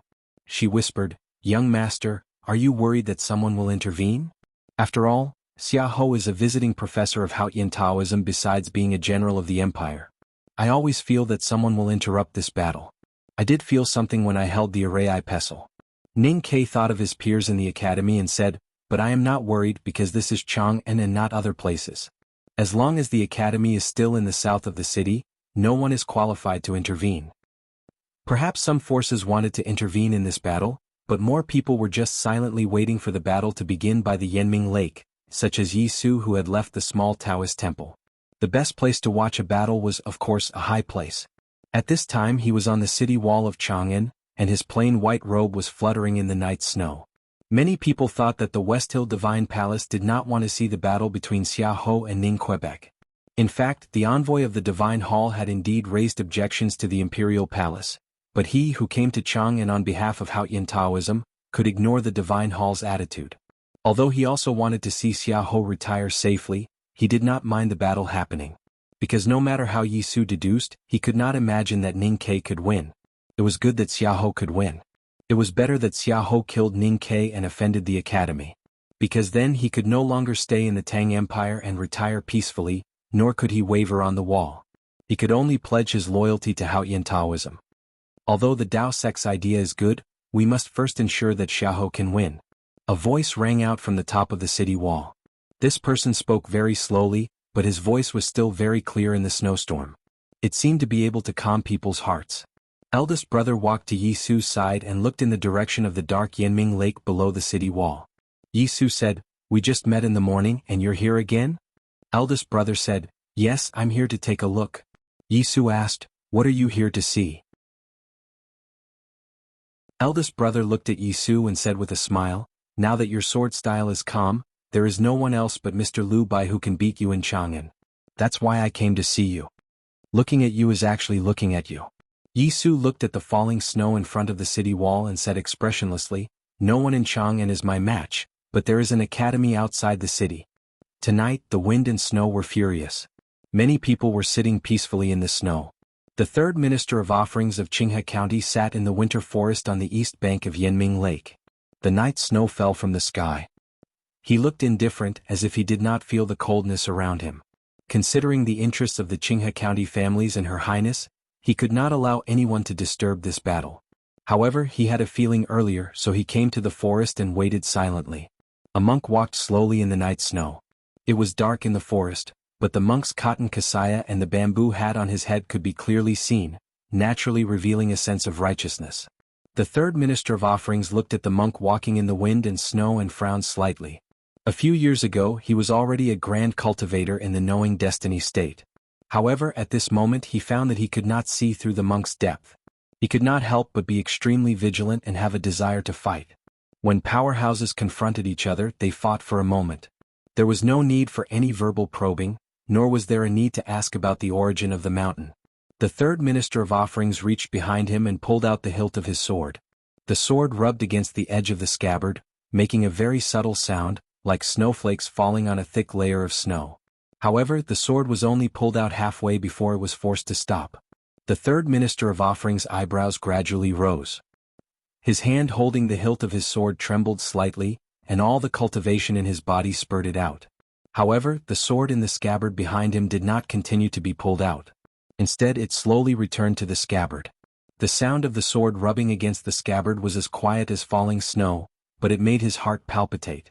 The monk wearing the bamboo hat walked slowly in the wind and snow and was only a few feet away from him. The third minister of offerings' body was extremely stiff. His hand holding the hilt of his sword trembled like a withered branch in the snow. Looking at the monk, there was only fear left in his usually proud eyes. The monk did not make any move. There was no change in the aura of heaven and earth in the snow forest. He just walked slowly, and yet a grand cultivator in the knowing destiny state could not pull out his sword. The third minister of offerings was extremely shocked. He could not imagine any cultivator in the world who could have such a skill. In a flash, he guessed the monk's origin and his pupils shrank. Someone from the Shenkong temple? The third priest looked at the monk who was getting closer and closer. He looked at the monk's gentle and determined eyes. His stiff body began to tremble slightly in fear. He let out a muffled groan and his face suddenly turned red. His skinny fingers suddenly spread out and escaped the traces of the aura of heaven and earth floating in the snow forest. He wanted to escape from the monk's control. The monk raised his right palm in front of him. He bent his index finger slightly and made an unknown emblematic gesture. The wind and snow in the winter forest suddenly became stronger. Thousands of snowflakes seemed to fall on the third minister of offerings of Qinghe County. The snowflakes sensed the supreme power of the monk's emblematic gesture and sank into the third minister of offerings' clothes. They turned into countless invisible snow ropes and tied him up. The monk glanced at him, his eyes full of benevolence and pity. Then he started walking again, stepping on the thick snow, walking past him, as if he was walking towards the lakeside outside the winter forest. The third minister of offerings sat alone in the snow. He could not move at all. His flushed cheeks had already become extremely pale. His eyes were filled with shame and fear. He was the respected ancestor of Qinghe County. After his cultivation entered the knowing destiny state, he became even more arrogant and confident. He did not even have much respect for the legendary unknown place like the academy. On this snowy night, he finally met a monk from the unknown place. He finally understood that a legend was just a legend. In front of the monk, even a grand cultivator in the knowing destiny state did not have the slightest qualification to be arrogant. The third minister of offerings thought of how he had boasted shamelessly in the princess mansion. He said that he wanted to create some disputes between the academy and Haoyan Taoism. Now he was tied up in the snow by the monk's emblematic gesture. He could not help but feel endless shame and wished that he could die. On the high city wall, Yi Su waved his hand to disperse the snowflakes within 50 feet in front of him. He looked at the dark forest by the Yanming Lake and said coldly, "That idiot from Qinghe County is extremely stupid. Even a small stem borer wants to be involved in the torrent. It's really disgusting." The eldest brother smiled and did not say anything. Yi Su said, "I wanted to kill that idiot. But since the mute has taken action, forget it." The eldest brother shook his head and said, "How can I watch you violate the laws of the Tang Empire?" Yi Su smiled slightly when he heard the words, "the laws of the Tang Empire." Eldest brother looked at the shore of Yanming Lake and thought of the monk who was walking through the winter forest to the lakeside. At this moment, a very thin layer of snow fell from the night forest. The snow was extremely thin, so thin that it was translucent like a cicada's wing. "I'm going to pick up the leader and then go back to my parents' home with her. The second chapter will be updated very late. I have to report to everyone." To be continued. If you like this work, please come to Chidian.com to vote for me. Your support is my greatest motivation.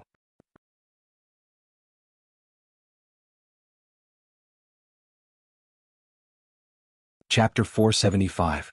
It was windy and snowy in the forest at night. However, the seemingly light snow was not blown away by the howling night wind, nor did it disappear into the dense snow. Instead, it fell from the sky alone and arrogantly, ignoring the surrounding wind and its companions. It slowly floated down and landed on the shoulder of the third Minister of Offerings. The third Minister of Offerings of Qinghe County was bound by the monk's emblematic gesture.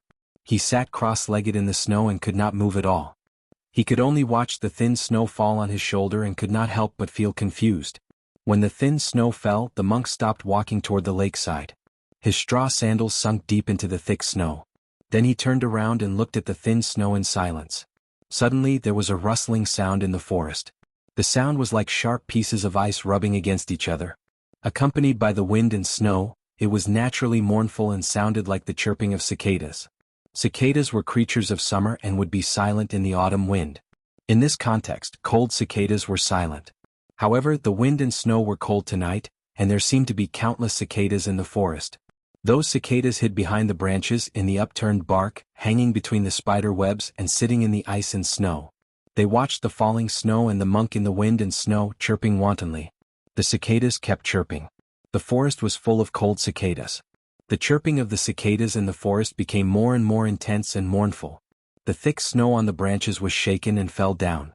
However, there seemed to be two large and invisible cicada wings above the forest by the lake, covering the whole sky and preventing the chirping of the cicadas from spilling out of the forest. The mournful chirping of the cicadas was colder than the snow and more elusive than the night wind. It sounded everywhere, returned to silence, and revived everywhere. Finally, it fell into the ears of the monk. The chirping of the cicadas in the forest seemed to be indifferently saying, "Repent and you will be saved." The monk listened to the increasingly mournful chirping of the cicadas, and his expression became more and more solemn. His name was Qin. He came from the Shenkong Temple and was a powerful world wayfarer of the Buddhism sect. Because of the records in the temple, he came to Chang and to see the legendary son of Yama. He was even ready to kill that person even if he had to face the academy. Ever since he started to practice silent meditation, his Zen heart and willpower had become firmer and firmer. Even the countless powerhouses in Chang'an and the mountain of the academy in the south of the city could not move him. Logically speaking, no sound should be able to stop his footsteps. But these cicadas were different. Because he knew that these cicadas represented a person. He was the most mysterious person in the world, and could even be said to be the most terrifying person in the world. Even if the chief preaching monk of the Shenkong Temple was here, he would have to treat the cicadas with the utmost caution. Qin Yan's expression was solemn, even with the respect that a junior should have. But his eyes were still firm and he slowly pointed to the Yanming Lake behind him. He used this action to tell the person behind the cicada that his higan was over there.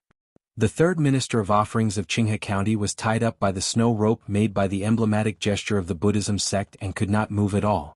But he could see, hear the mournful chirping of cicadas in the forest. Looking at the thin snow on his shoulder, his face became paler and paler, and his expression became more and more frightened. He was a grand cultivator of the knowing destiny state, and he knew many secrets of the cultivation world in the Qinghe County book collection. Although he was not sure, he had vaguely guessed the identity of the person in the forest. To cause the cicadas to cry in such a snowy night, and to make the Vedanta of the Shenkong temple so solemn, it could only be the most mysterious master of the devil's doctrine in the world, the 23-year cicada cultivation. After the front gate of the devil's doctrine was destroyed, the force that had once set off bloody storms in the world had withered. But no one dared to ignore the current master of the devil's doctrine. For many years, no one had seen the master of the devil's doctrine, or even heard of him. So the master became the most mysterious legend in the cultivation world. Rumor had it that the master of the devil's doctrine was possessed by the devil while practicing the 23-year cicada cultivation and had already turned into a pile of bones.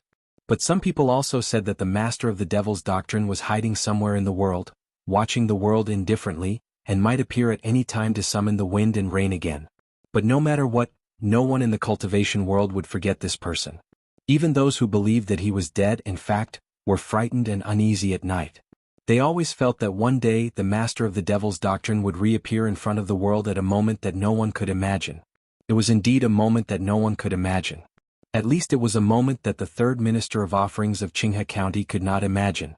Just before the decisive battle between Ning Ke of the Academy and General Xiahou, the world wayfarers of Taoism and Buddhism sects arrived in Chang'an. 23-year cicada cultivation actually reappeared in the world. The third minister of offerings was terrified. But then he thought that the master of the devil's doctrine was confronting the Vedanta of Shenkong Temple, and he thought that he might have a chance to survive. His eyes rolled subconsciously. His eyes turned slightly, and out of the corner of his eye, he saw the snow on his shoulder that was as thin as a cicada's wing. Then he remembered that he had forgotten something in the legend. According to the legend, the master of the devil's doctrine did not kill many people because he disdained to kill ordinary people. He thought that only grand cultivators in the knowing destiny state were qualified to be killed by him. According to the legend, the reason why the master of the devil's doctrine was the most mysterious person in the world was that he would kill everyone who had heard the sound of cicadas. The third minister of offerings was in the knowing destiny state, and he had heard the sound of cicadas tonight. The third minister of offerings understood this, and then he died. The snowflake that was as thin as a cicada's wing flapped its wings and gently wedged itself into his old neck. Blood spurted out from his neck and sprayed into the wind and snow, making a hissing sound. It was also like the sound of cicadas. The sound of cicadas was the sound of the vibration of the drum of cicadas. It could vibrate thousands of times in an instant. Therefore, it could tear silk when it was clear, make people cry when it was sad, and make them feel sad when it was bleak. The sound of blood splashing was the vibration of the friction between the blood and the wound. It was similar to the sound of cicadas, so the sound was similar and could be equally sad. The mute monk turned around and looked at the third minister of offerings of Qinghe County, who was sitting cross-legged in the deep snow. He frowned slightly, knowing that this was a warning from the man in the forest. He was a disciple of Buddhism. He could kill people, but he did not want to. That was why he used the emblematic gesture of the Buddhism sect to bind the minister of offerings.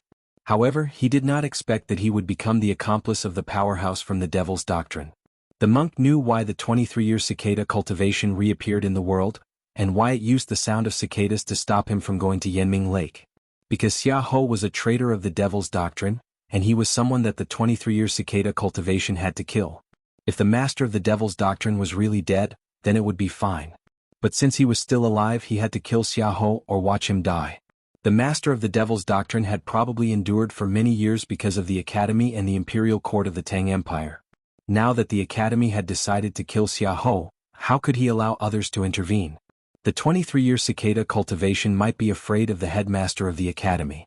But he would never be afraid of the Shenkong Temple or the Jishou Abbey. The mute monk could understand the intention of the sound of cicadas, but it did not mean that he could accept it. The Buddhism sect had always been called the Outer Way by the Haoyan Taoism sect, but it belonged to the righteous way after all.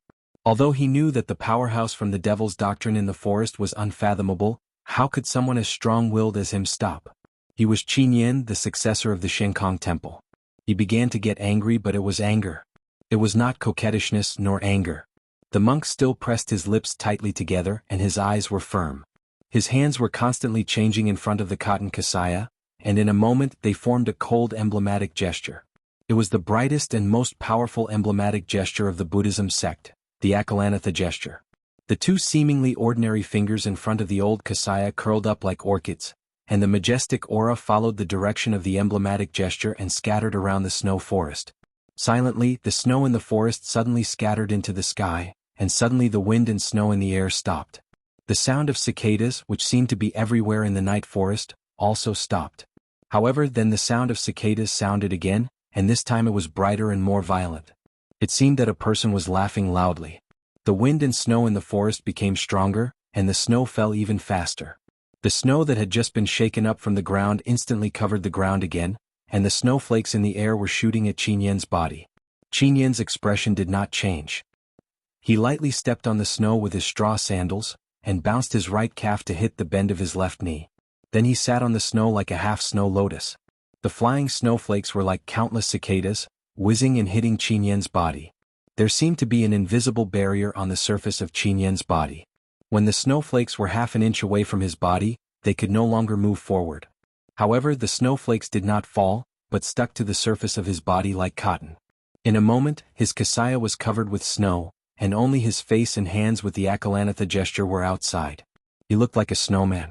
Qin Yan looked into the depths of the night forest and saw the frost on his eyelashes. The muscles on his cheeks twitched slightly, and he seemed to be hesitating whether to say something or not.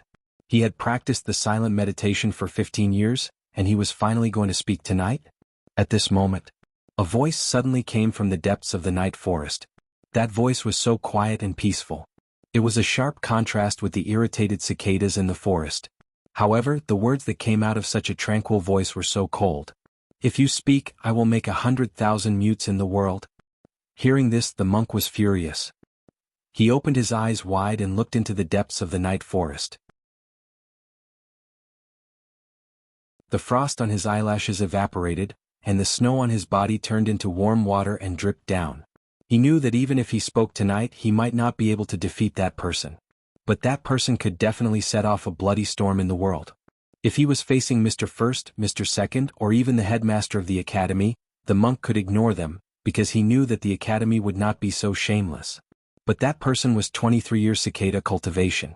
That person could do anything. So he was angry, but he still could not speak. After saying this, the person in the depths of the night forest did not speak again. But Qin Yan knew that he was still here because the cicadas were still chirping. The monk could not speak, nor could he sigh. He could only sigh softly in his heart, and then disperse the Akalanatha seal. He put his palms together to guard his heart, and then slowly closed his eyes. The snowflakes continued to fall like cicadas, covering the monk's body and covering his facial features, turning the successor of Shenkong Temple into a snowman in the night forest. The snow that had been falling for a whole day and night suddenly became lighter at this time.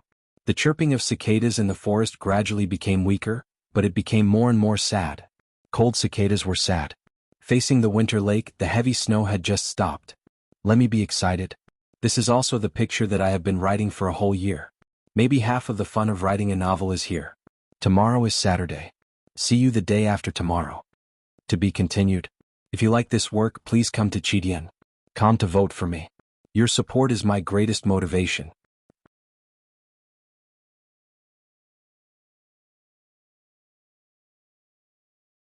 Chapter 476. Beside the Yanming Lake, the mountains on the south bank and the snow forest on the east bank were all quiet. There was no sound, let alone the sound of cicadas. On the city wall, eldest brother and Yi Su looked through the heavy snow and fell on the forest. Their expressions were slightly strange, as if they felt something was happening there. However, they did not have the energy to pay attention to what was happening in the snow forest, because they saw the blood flag fluttering in front of the Yanming Lake house. Xiaoho pushed the door open and entered. The courtyard door was a little new, as if it had been repaired not long ago. Xiaoho pushed the door open and entered the dark courtyard. He suddenly heard the sound of cicadas, and his body could not help but stiffen. During the day in the imperial palace, he also vaguely heard the sound of cicadas coming from the dancing snowflakes in front of the hall. He was sure that it was an auditory hallucination, but at this time, although the sound was still unreal, it seemed to be a little real. The indifferent expression on Xiaoho's face did not change at all. He slightly raised his eyebrows and looked more violent. He steadily stepped over the threshold and walked through the corridor to the main hall. There was a short pause in the snow, and then it flew more violently. Thick clouds covered the sky full of stars, and the wind and snow dimmed the lights in Chang'an. It was so dark beside the Yanming Lake that one could not see his fingers in front of him, but Xiaohou could see everything clearly. There were a few winter plums planted under the stone steps. For some reason, the plum branches were scattered and fresh stubble could be seen under the snow. It seemed that they had been eaten by some elegant animals. There was a pot of green plant in the house. Even in the cold winter, the plant was still growing vigorously. Its branches and leaves were plump and green, which made the yellow soil in the pot even more boring. The thick and straight black beam on the roof was slightly deformed. It should have been hit by some kind of impact, and there were 2 very small cracks on it. It did not seem to affect safety, but it was still a little scary to look at. On the side of the unique display shelf, there was an oil lamp. The oil lamp was made of celadone, and the lamp string was white. When it was not lit, it was also a very beautiful work of art. Ning Ke had spent countless taels of silver on this house by the Yanming Lake, and Mr. Qi had spent a lot of effort on it. Moreover, it had been bought by Her Majesty in Liu, so it was extraordinary. Compared with those famous gardens in Qinghe County, it was not inferior. Even the inconspicuous things were worth appreciating. Xiaohou was a general and would never be sentimental about the changing seasons. Naturally, he had no interest in this aspect. However, in the face of a great battle, his gaze on the plum bushes, black beams, bonsai, and oil lamp was so focused. In fact, he did not look at the plum bushes, the black beams, the bonsai, or the oil lamp. He was looking at the yellow paper peeking out from the snow on the plum trees, the yellow paper stuck between the cracks of the black beams, the yellow paper in the bonsai, the yellow paper under the celadone lamp. In this world there was a kind of paper that was usually yellowish.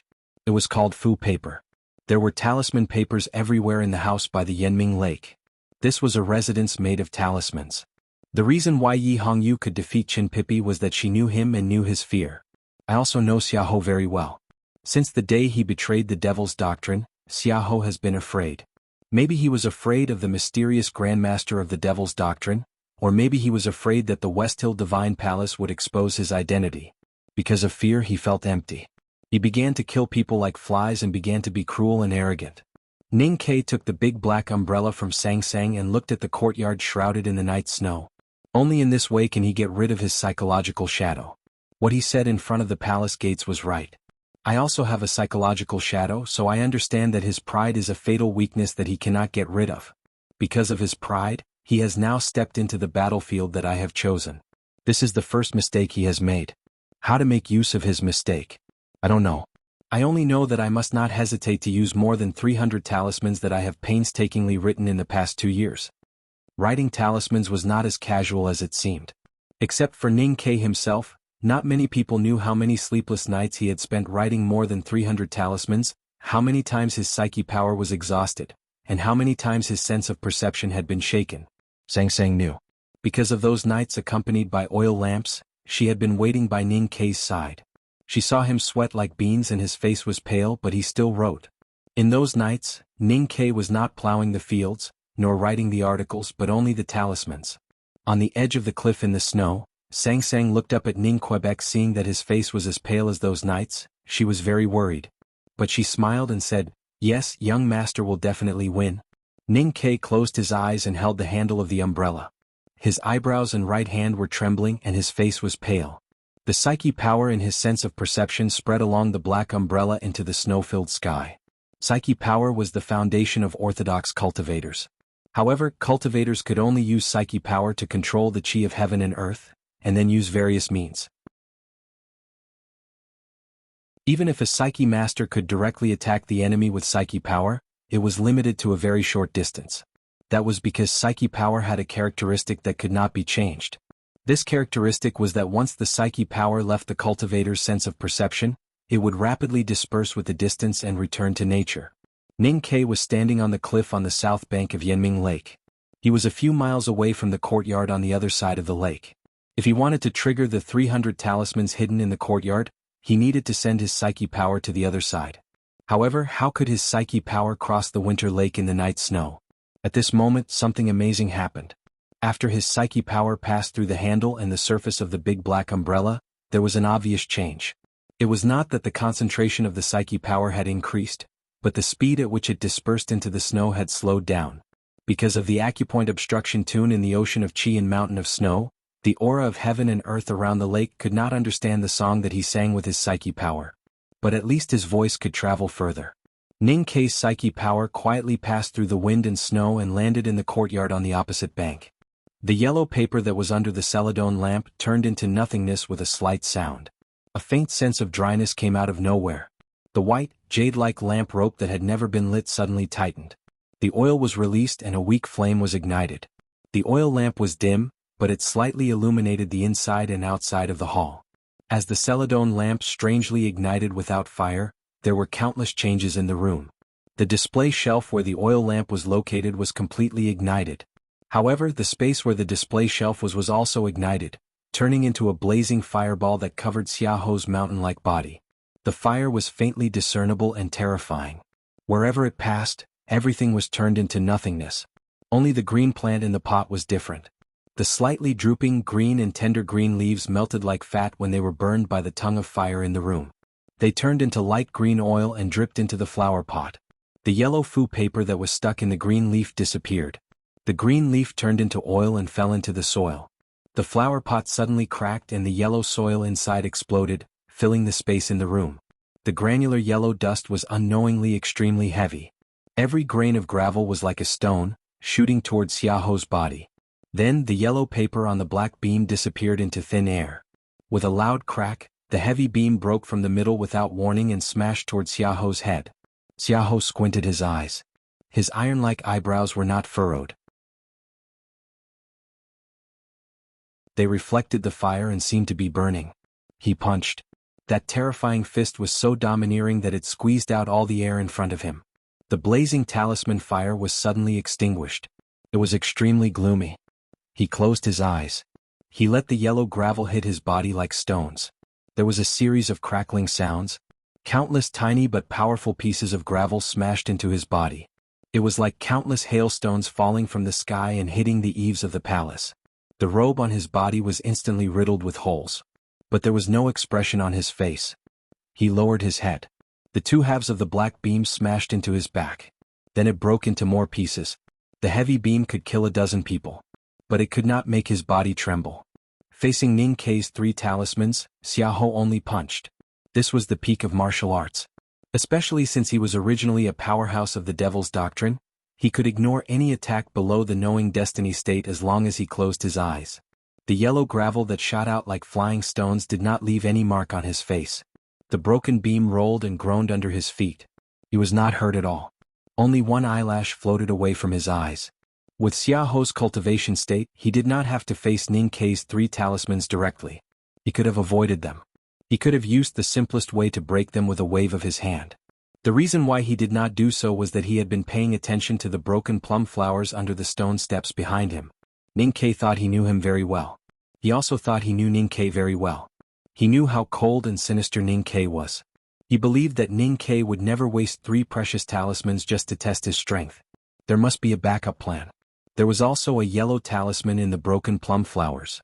Xiaoho thought it was Ning Kei's killing move, so he focused on it. As expected, the next moment, the yellow talisman in the broken plum flowers turned into a wisp of smoke. The few remaining plum flowers trembled and left the branches. They flew like butterflies to the back of Xiaoho's head. Xiaoho did not look back. He casually pointed behind him. When his fingertips touched the plum petal, his iron eyebrows suddenly frowned. The petal turned into a drop of water.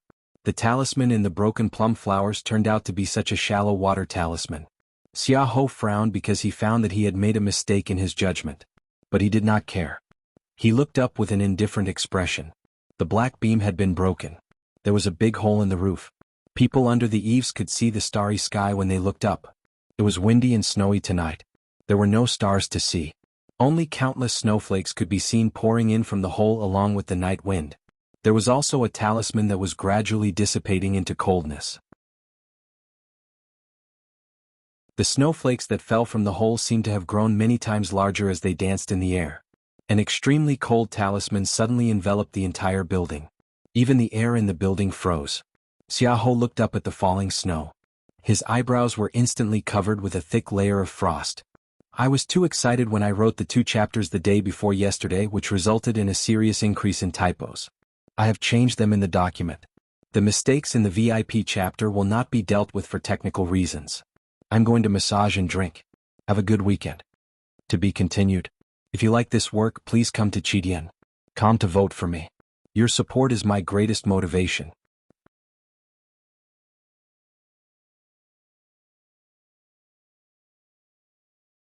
Chapter 477. This was a very powerful talisman. In a twinkling of an eye, the temperature in the house dropped sharply. Xiaoho's eyebrows were stained with frost, and the surface of the armor inside his coat also began to freeze. For a powerhouse at the peak state of martial arts, this cold talisman was powerful, but it still could not cause direct harm. He frowned slightly, and the frost on his eyebrows suddenly broke. Then he took a step forward, and the thin ice on the armor also broke and fell to the ground. But at least at this moment, Xiaoho needed to condense the qi of heaven and earth on the surface of his body with psyche power. He could no longer use his strong body and fists to fight against it as before. The battle in the lakeside house did not temporarily come to an end. In the next moment, countless yellow fu papers shot out from the inconspicuous corners of the house. The dense yellow talisman papers fluttered in the air like snowflakes falling from the hole in the roof. They danced and rotated around Xiaoho's body. As the psyche power came from an unknown place, the yellow fu paper flying like snowflakes were triggered one by one. They turned into illusions or wisps of green smoke, and the talisman power spurted out. Then the talisman power that was triggered first drove the untriggered fu paper to fly faster. The yellow fu paper in the lakeside house spouted like a waterfall, illuminating the night sky. This scene was very beautiful and shocking. Fu paper was so precious. In the past cultivation battles, who had ever seen so many fu paper appear at the same time? Immediately after, more talisman papers were activated.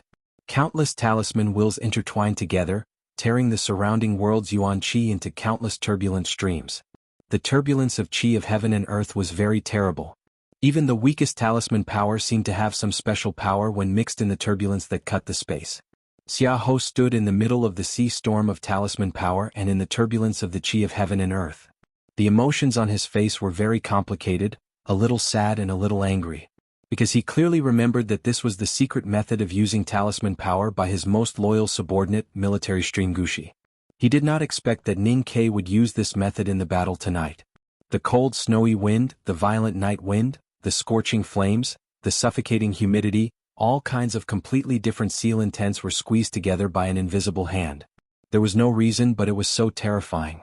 Xiaoho clenched his fists with an indifferent expression.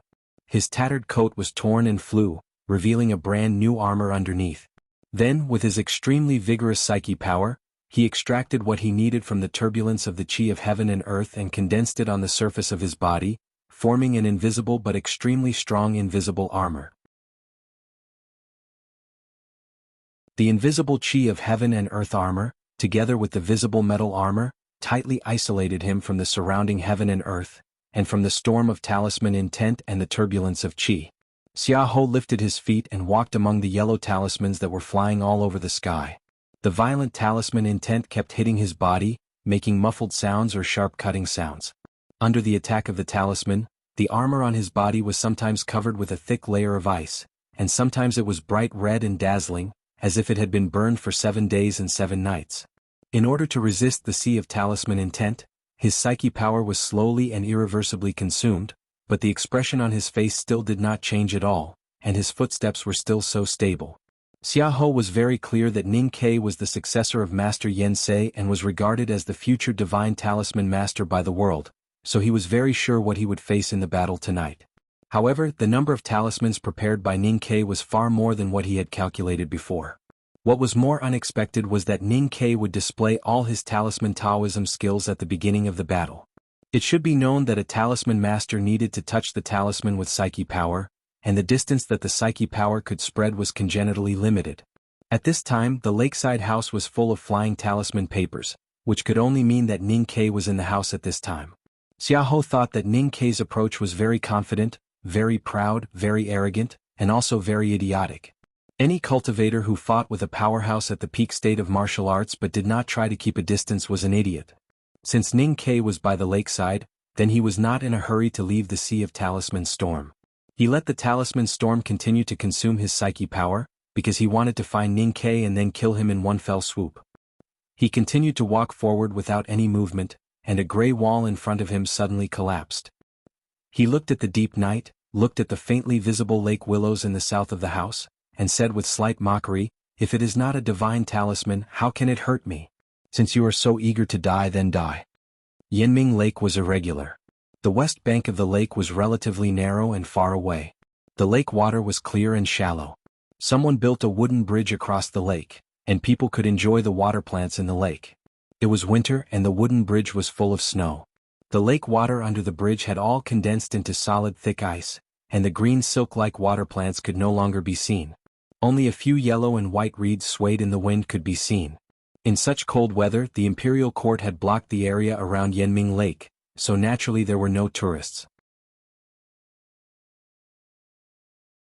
However, there were a few people standing on both sides of the wooden bridge, looking at the west of the lake with different expressions.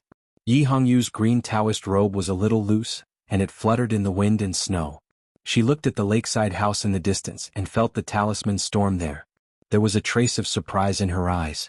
She had lived in that house for a long time, but it was not until now that she knew what Ning Ke had done in the house and how many terrifying talisman papers he had hidden.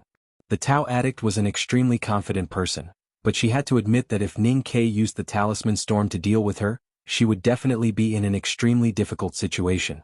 On the other side of the wooden bridge, Qin Pipi held an oil paper umbrella in one hand, and held Tang Xiaodong's small hand in the other. He looked at the shining light in the distance from time to time in the west, and looked at the countless yellow papers dancing like a waterfall. He said in shock, "We all know that youngest brother is stingy, but who would have thought that he would make such an extravagant move tonight?" Tang Xiaodong's hand was a little cold. She was worried about her friend's current situation, and also shocked by the impact of the talisman papers by the lake. She murmured, "Talisman is such a terrible thing." On the cliff of the south bank of Yanming Lake, Ning Ke opened his eyes and looked at the talisman paper storm in the house on the other side of the lake. He heard the faint sound of the wall falling and the tiles flying. "I asked Seven Sister to design the tactical array and the big black umbrella to make Xiaoho make a wrong judgment, to make him think that I am in the house. Xiaoho is actually very cautious and suspicious. On this basis he has abnormal confidence. Since he judged that I am there, he will definitely believe that I am there." He said sarcastically, "Maybe he is still taunting me at this time, asking me to come out and fight to my heart's content." Sang Sang looked at the other side of the lake and frowned. She said, "But his strength is too strong, and the talisman sea seems to be unable to deal with him. I never expected this talisman storm to directly defeat Xiaoho. After all, I am not a divine talisman master. The talisman papers I sprinkled in the flower pots may only become useless smoke on his armor like moths flying into the fire, but there may be talismans that can cut off one of his eyelashes." He continued, "A falling eyelash is nothing, and he may not even notice it himself. But many a little makes a mickle and it can be fatal. Just like walking, as long as you keep walking, one day you will get to the place you want to go. Even if Xiaoho is an indestructible mountain and my method is an inconspicuous spoon, if I keep hitting it, even if I keep hitting it for a long time, this mountain will still be loosened by me. The surface of the mountain will loosen, the rocks will turn into powder and fall, and the mountain will collapse and the earth will shake." After saying this, Ning Ke handed the big black umbrella in his hand to Sang Sang. Sang Sang took the big black umbrella and looked at him.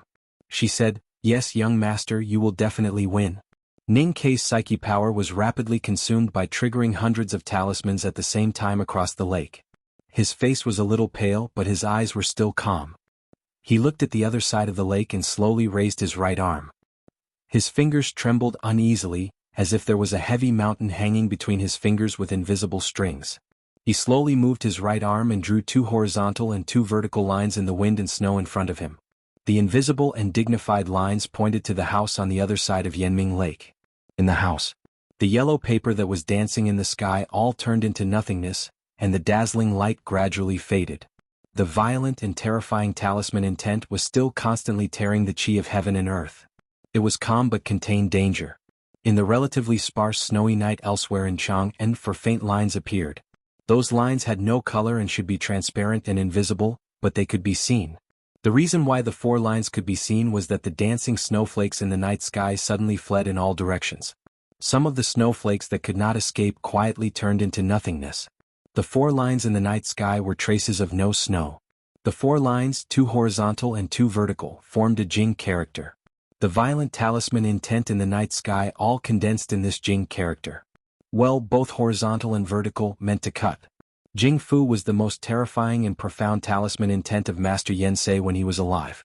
Before he perished together with the great divine priest of light at the top of the nameless mountain, the Jing Fu that he used could even cut the space and cut off the Haoyin divine flame that the great divine priest of light obtained in the Tianqi state in the space. Ning Ke inherited all the mantle of Master Yensei, so he was naturally the most diligent in the study of Jing Fu.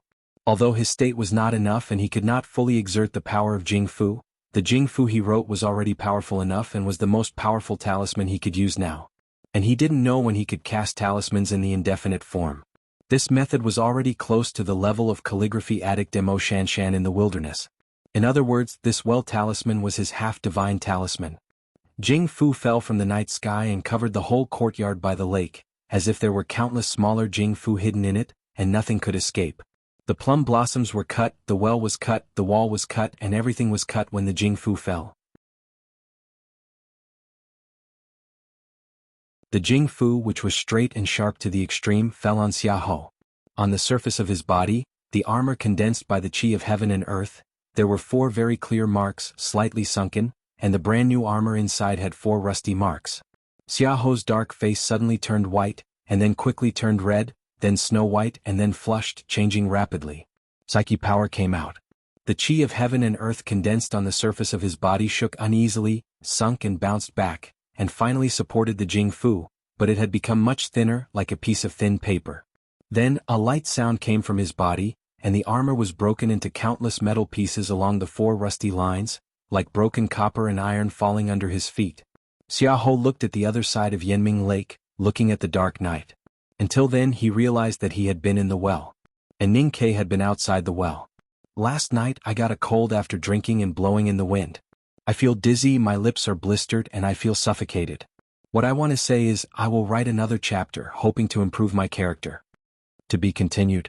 If you like this work, please come to Chidian.com to vote for me. Your support is my biggest motivation.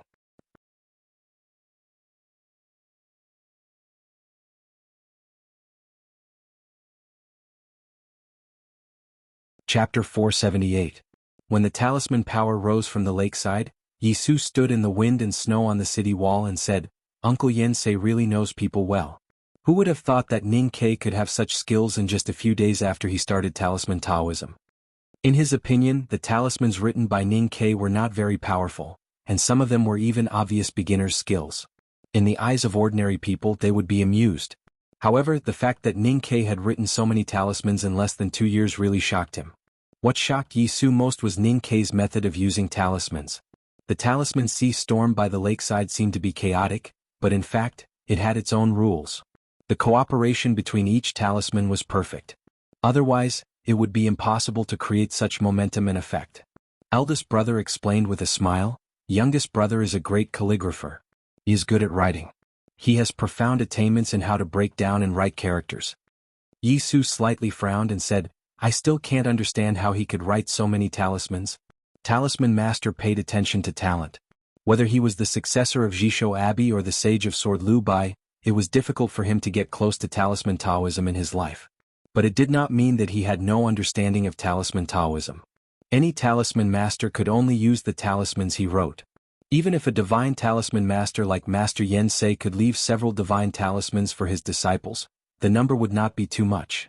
Talisman master needed a lot of psyche power and painstaking efforts to write talismans. It also needed a lot of materials.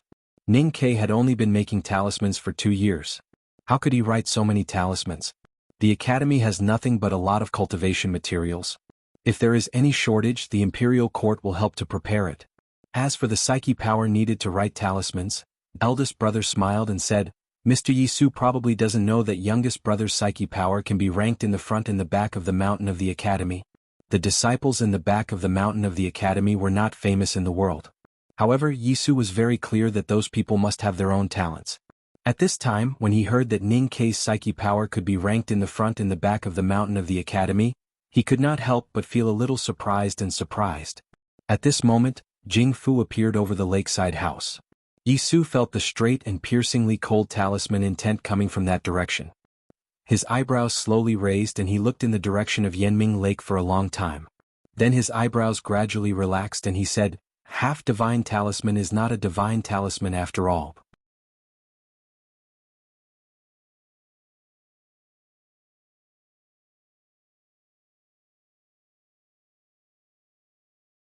The iron arrow engraved with complicated talisman lines on the bowstring was aimed at the night sky on the north bank of Yanming Lake. The night clouds covered the stars and it was dark everywhere. There were no stars and no figure. Xiaohou could not see him and Ning Ke naturally could not see Xiaohou. This time was different from last year when he shot Prince Longqing on the snow cliff in the wilderness. At that time, Prince Longqing was at the critical moment of breaking the realm. His cultivation state was full of vigor, as if he was burning his natal life. In Ning Ke's sense of perception, he was like a golden flower that was about to bloom. Even if he was more than 10 miles away, he clearly did not need to aim. Xiaohou, as a powerhouse at the peak state of martial arts, could merge with the willows by the lake. Even if Ning Ke entered the knowing destiny state, he could not locate Xiaohou. In this case, where was he going to shoot the primordial 13 arrows in his hand? At this moment, Sang Sang, who was under the big black umbrella, closed her eyes and frowned her thin eyebrows. She said 2 numbers. 633. 21772. More than 2 years ago, deep in the Min Mountain in spring, an arrow came from the northern mountain road. At that time the forest was burning. When the third assassin attacked Ning Ke, Sang Sang hid under the big black umbrella, closed her eyes and shouted 2 words with all her strength. More than 2 years later, by the cliff of the ice lake in the cold winter, under the willows on the north bank, a strong enemy stood silently. At this time wind and snow were dancing on the cliff, and Sang Sang shouted 2 numbers again. These numbers were coordinates that only Ning Ke and Sang Sang understood. In the past 15 years they accompanied them to hunt in the Min Mountain. Fighting with their lives on the line had become instinctive and would not make mistakes. It was almost the same as 2 years ago, but the numbers shouted by Sang Sang tonight were much more complicated. The complexity of the number often represented the degree of accuracy. The cold and dark arrow moved slowly, looking for a target in the night snow. Then it stopped. He released the taut bowstring. The iron arrow left the bowstring and disappeared in the turbulent hole in front of the bow, and disappeared in the wind and snow. Xiaohou firmly believed that as long as Ning Ke attacked again he would die. Ning Ke used the most powerful primordial 13 arrows. The dark iron arrow disappeared in front of the cliff a moment ago.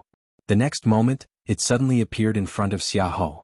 The talisman lines on the arrow were slightly bright, and the remaining snowflakes were not blown away by the wind. At this moment, the primordial 13 arrows seemed to break through the constraints of distance and time. They were even no longer affected by the surrounding environment. The cold arrow pierced through Xiaohou's close-fitting clothes. The chi of heaven and earth on the surface of his body suddenly sank. Xiaohou felt something. He reached out and grasped the air. He only had time to hold the middle part of the arrow. There were probably only a few people in the world who could hold Ning Ke's primordial 13 arrows. The iron arrow made an ear-piercing sound in the iron palm. Sparks flew everywhere, illuminating the willows by the lake. Tomorrow is the 2nd anniversary of my marriage with my leader. I only write 1 chapter. From the day after tomorrow, I will write 2 chapters a day until the end of the month. To be continued. If you like this work, please come to Chidian.com to vote for me. Your support is my greatest motivation.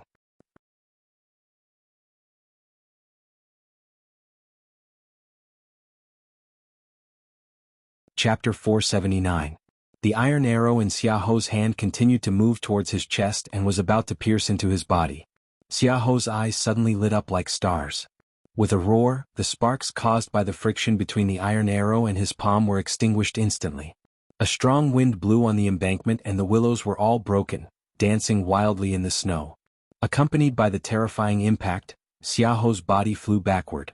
His feet were like iron pillars stepping on the embankment, plowing 2 extremely deep ravines. If the Yanming Lake had not been frozen, the lake water would have flowed in. The cluster of the iron arrow pierced through the chi of heaven and earth on the surface of his body. It pierced through his clothes and skin, leaving a shallow wound from which a drop of blood slowly seeped out.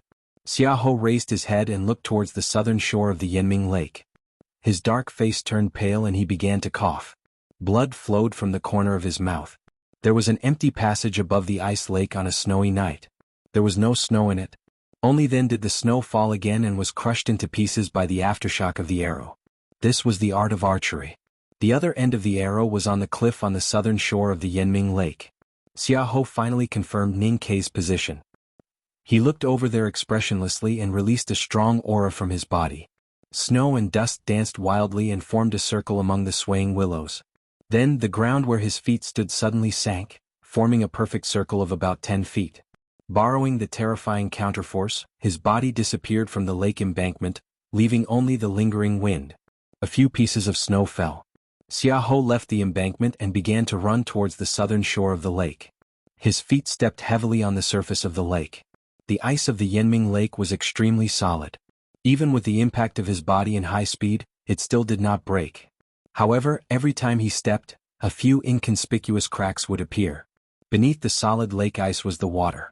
Feeling the mountain-like weight on the ice, it began to shake uneasily, making a dull and strange sound. It was as if drumsticks were beating heavily on a war drum, producing a dull thumping sound. This winter lake was his war drum. The frequency at which he struck the war drum was not high, but every strike was powerful. Xiahou's running pace was not fast, but every step he took seemed to cross mountains and rivers. In the blink of an eye, his figure had already appeared on the frozen Yanming Lake. If someone could see through the darkness of the night, perhaps they would be able to see the afterimage on the lake. An expert at the peak of the martial Tao possessed absolute power. When he transformed his power into speed, it was difficult to describe the terrifying degree with words or comparison. The night wind on the snow lake was certainly not as fast as this, and neither was the falling snow. Even if Ning Kei's talisman arrows were faster, there was no way he could hit such a fast target. On the battlefield, this was a very simple principle. Both Xiahou and Ning Kei had been through hundreds of battles, so they knew this very well. Xiahou had been vigilantly waiting for the legendary primordial 13 arrows ever since he knew that Ning Kei was hostile to him. He thought for a long time and finally came to a conclusion. As long as he ran, the primordial 13 arrows would not pose any threat to him. His sturdy military boots cracked the ice on the lake and he arrived at the snowy lake. There were withered lotuses frozen in the water. They had long died and accumulated snow, looking very miserable. Just as Xiahou stepped on a withered lotus, the other withered lotuses next to it trembled, as if they had regained some kind of vitality. Then there was a loud bang. The ice on the winter lake cracked, the withered lotuses all collapsed, the fire burst and the airwaves rolled wildly. Xiahou's mountain-like body was actually shaken high up into the air. Among the fire and airwaves, there were countless shrill whistles and hissing sounds. The withered lotuses that were not shaken by the explosion seemed to have been cut by a sharp blade. They were all broken and turned into countless pieces. Xiahou landed heavily on the snow lake, splashing snowflakes. His knees were slightly bent and his military boots were torn, but his body was strong enough to maintain balance and did not fall. What followed him to the ground were countless extremely sharp and hard iron shards. The high-speed iron shards whistled and slashed the withered lotuses, then fell on the ice like rain. The sharp iron shards stuck to his body. The chi of heaven and earth on the surface of his body, at the most dangerous moment, blocked most of the power of the explosion and the cutting of the sharp iron shards. But there were still dozens of sharp iron shards that wedged into his body. Many wounds appeared on Xiahou's hard skin, and blood began to flow. At this moment, the second iron arrow arrived. It was sudden and without warning.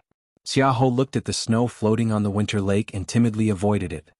He poured his chi into his right arm and waved it expressionlessly. This seemingly simple wave caused the night wind to blow on the snow lake and the ice to roll wildly. There was a sharp crack.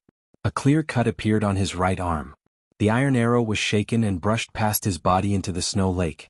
With a boom, a dark and gloomy hole appeared on the extremely hard lake ice. Xiahou suddenly looked up and stared in the direction of the south bank. Then he began to run again. He confirmed that he had underestimated Ning Kei's means. But he could no longer retreat. He had to close the distance between him and Ning Quebec.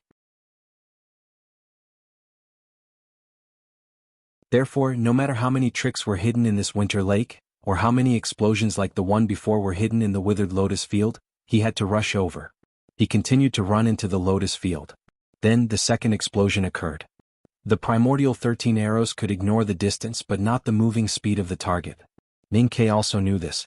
Moreover, Xiahou's devil's doctrine was extremely powerful. His physical strength was not comparable to Prince Long Qing's. Therefore he never expected to kill Xiahou with the primordial 13 arrows alone. Fortunately there was a lotus field in Yanming Lake. In late spring, Ning Ke bought all the houses by the Yanming Lake and turned it into a lake in his backyard. He planted many lotus flowers in the lake. In midsummer he and Sang Sang boated on the lake and walked through the dense lotus field. They enjoyed the lake, the wind, the stars and the lotus seeds. Then they threw many small iron kettles into the lotus field. In winter Yanming Lake was frozen. The surface of the ice was thick, and the lotus field had long withered. The small iron kettles that had sunk deep in the mud of the lotus field began to wake up.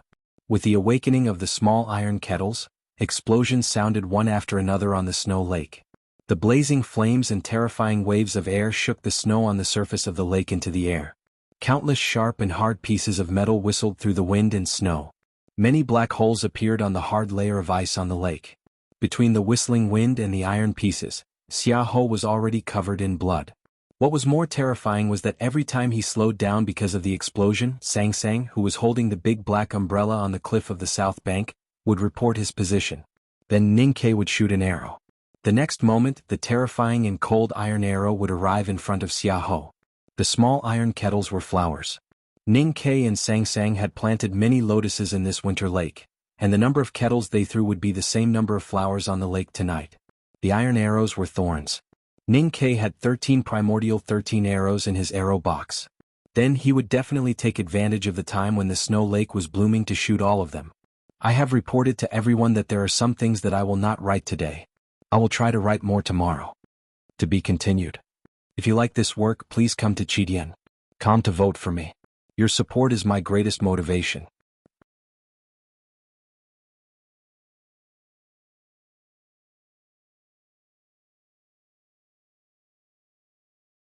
Chapter 480. The winter lake should have been quiet and dark under the night snow. However, there was a strong gust of wind on the surface of the lake tonight, accompanied by terrifying explosions and sparks. Iron lotuses blossomed in the frozen lotus field. The thick snow on the surface of the lake was thrown up by an invisible force and sprinkled into the dark night sky. The thick layer of ice collapsed and exploded. The ink-like cold lake water kept slapping against the black hole, stirring up snow-like waves and then dissipating into the real snow. In the withered lotus field, Xiahou was once again shaken by the air wave. Accompanied by the sharp sound of iron shrapnel, his mountain-like body broke through the wind and seemed to be thrown above the night clouds. On the cliff of the south bank of Yanming Lake, Sang Sang held the big black umbrella tightly in one hand and Ning Ke's clothes in the other. She lowered her head and closed her eyes. She did not look at the chaotic scene on the lake in front of the cliff, but she seemed to be able to clearly capture the position of everything. She whispered 2 numbers again. Hearing the 2 numbers, Ning Ke did not hesitate to draw his bow and shoot at the distant night clouds above. It was pitch black and he could not see clearly what was there, but he knew that Xiahou was there. The sky was covered in a blizzard. It was pitch black and the arrow could not be seen. Only the sharp whistling of the primordial 13 arrows could be heard. When people heard the whistling of the arrows, it was already the next moment. The night clouds above Yanming Lake suddenly fluctuated and the chi of heaven and earth became chaotic. It was as if there was an explosion of thunder in the dark clouds, and the dim wisps of clouds fled in all directions. The night cloud suddenly broke and blood splashed.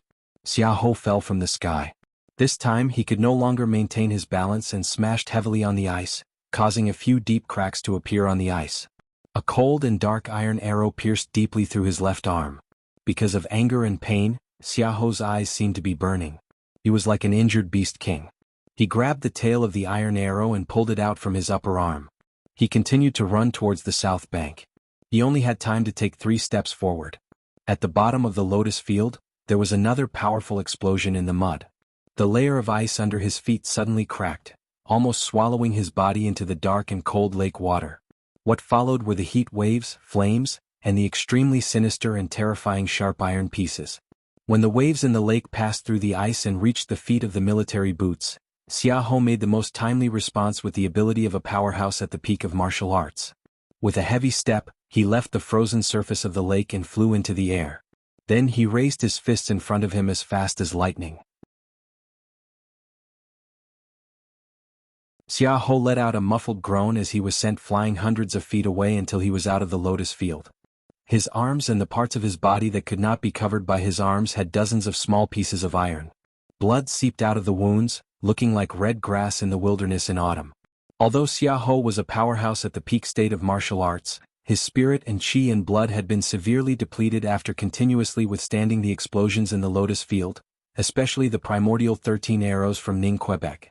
The qi of heaven and earth that had condensed on the surface of his body had dissipated and could no longer protect his body. His skin, which was as hard as metal under the effect of the devil's doctrine's genuine qi, now had numerous wounds on it. Although there were no fatal injuries, his bloody appearance made him look extremely pathetic.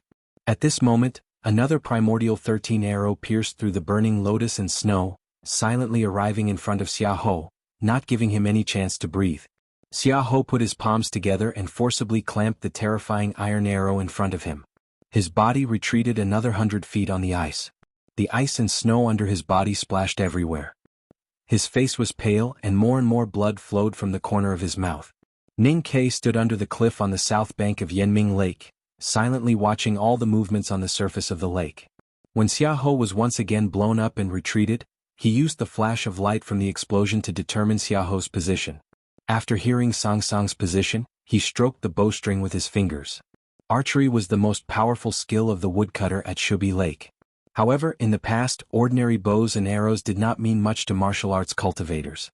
But once a weapon like the primordial 13 arrow appeared in the world, Ning Ke would become a nightmare for all cultivators in a sense. Ning Ke's shooting was not fast, but there was a very strange sense of rhythm. From the moment Sang Sang reported the position to the moment the iron arrow left the bowstring, the process was so smooth that there seemed to be no waiting. There was some kind of truth hidden in the process. In the face of such powerful archery and more importantly with Sang Sang beside him, Xiaohou could not avoid those silent but powerful iron arrows no matter how strong he was. He could only resist, endure and continue to bleed. It all depended on whether his blood would run out when Ning Ke finished shooting the 13 iron arrows, and whether he could rush to Ning Ke's side. The speed of the primordial 13 arrow was too shocking, far faster than the speed of sound. So only when it hit the target would the sound of the arrow travel diagonally in both directions. By the wooden bridge on the west bank of Yanming Lake, the reeds suddenly swayed.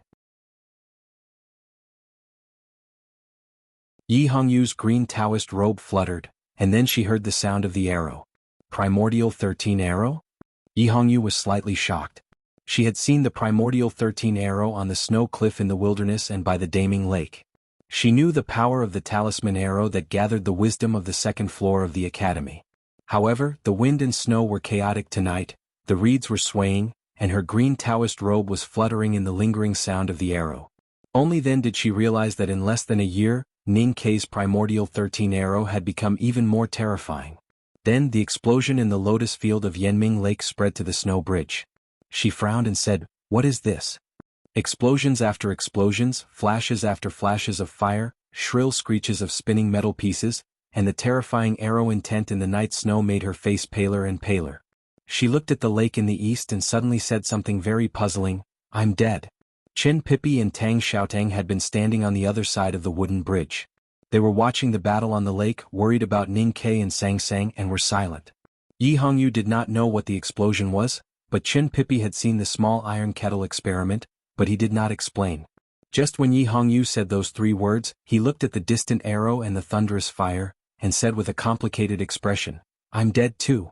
They were still standing on the wooden bridge, so naturally they were not dead.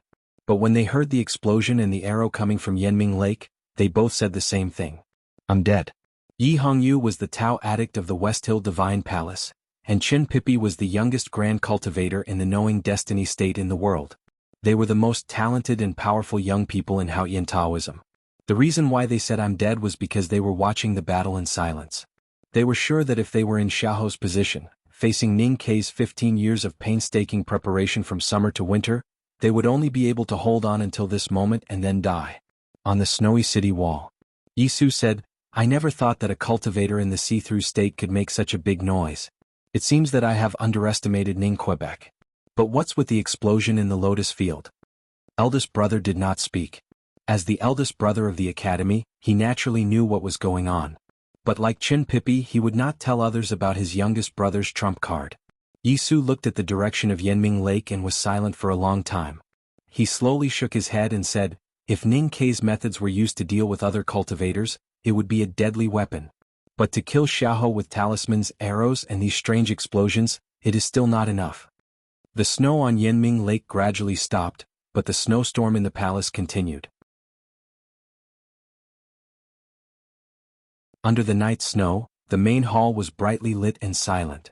Naturally, there were no cicadas chirping. Everyone knew what was happening in Chang'an, so everyone inside and outside the main hall had a strange look on their faces. The guards held the cold hilts of their swords and stood guard outside the hall. The eunuchs and palace maids lowered their heads and walked slowly, making sure that when their feet touched the ground, there would be no sound. The Tang Emperor did not wear his regular clothes tonight. Instead, he wore a bright yellow dragon robe. He leaned on the soft couch and read a scroll in his hand, but no one knew if he could focus on it. The Empress sat on the chair beside the couch. Her gentle and elegant face was expressionless today. One could vaguely see worry and anger in the depths of her eyes. The nation master of Tang, Li Qingshan, and the emperor's younger brother, Master Huang Yang, sat opposite each other in front of the couch. Today, many powerhouses gathered in Chang'an, so the two most powerful and trustworthy sublime people of the imperial court had to be in the palace. The emperor slowly put down the scroll in his hand and looked at the falling snow outside the hall. He looked in the direction of Yanming Lake in the south and frowned slightly. No one knew what he was thinking about. Although Xiaohou was the empress' elder brother, from an emotional point of view, His Majesty hoped that Ning Ke could win. Because His Majesty had always regarded himself as a student of the headmaster of academy, then in his eyes, Ning Ke was his younger brother. What a majestic aura! Li Qingshan felt the fluctuation of the qi of heaven and earth from Yanming Lake and said, Ning Ke's talisman arrow is really terrifying. The empress suddenly raised her head and looked at the emperor. She said in a trembling voice, gathering the wisdom of the academy's back mountain and the power of the Tang Empire to create such a talisman arrow. Is this fair? The emperor was silent. He did not want to make his wife more upset. Master Huang Yang, who had been silent, suddenly said calmly, It's fair. It's just that Ning Ke has prepared for a longer time. He has prepared for 15 years. After saying this, he and Li Qingshan left their seats and walked out into the snow outside the hall, leaving the quiet and complicated palace to the emperor and the empress. There was a pavilion at the back of the main hall, and an ancient bell hung in the pavilion. There was a thick layer of snow on the eaves of the pavilion, and a light layer of snow on the ancient bell.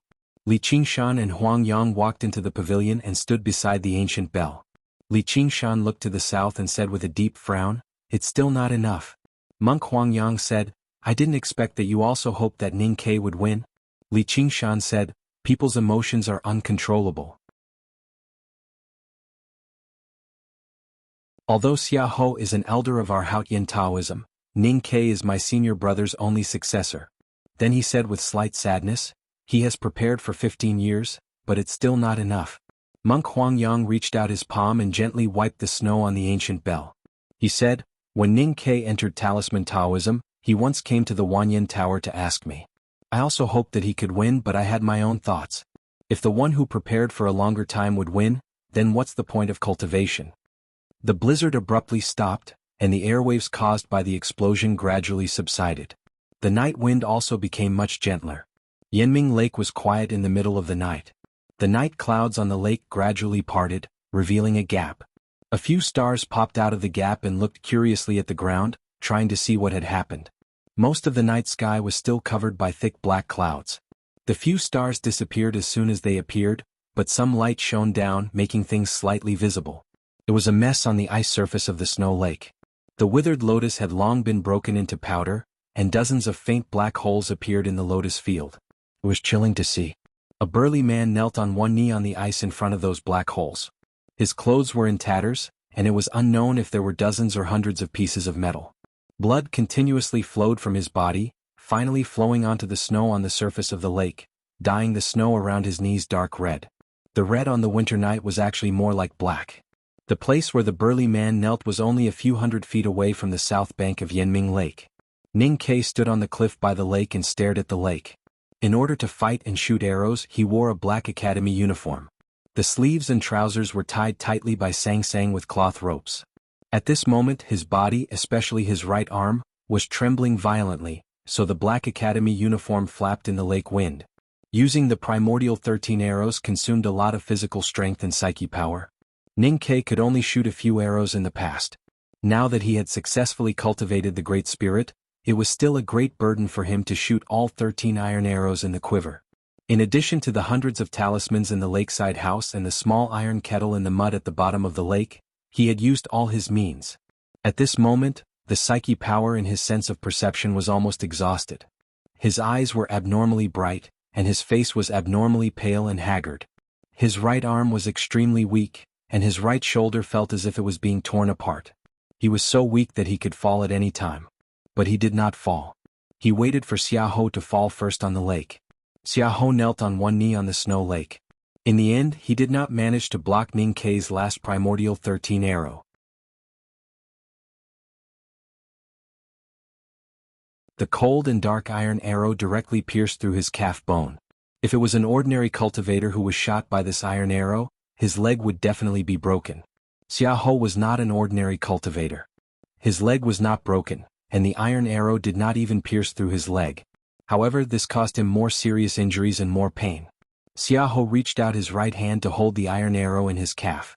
He wanted to pull the arrow out, but his hands were trembling so badly that he did not succeed. He added his left hand with a blank expression. His two iron hands suddenly exerted force, and the hard iron arrow was actually broken in the middle. This action would definitely bring great pain. Xiahou's iron eyebrows twitched violently.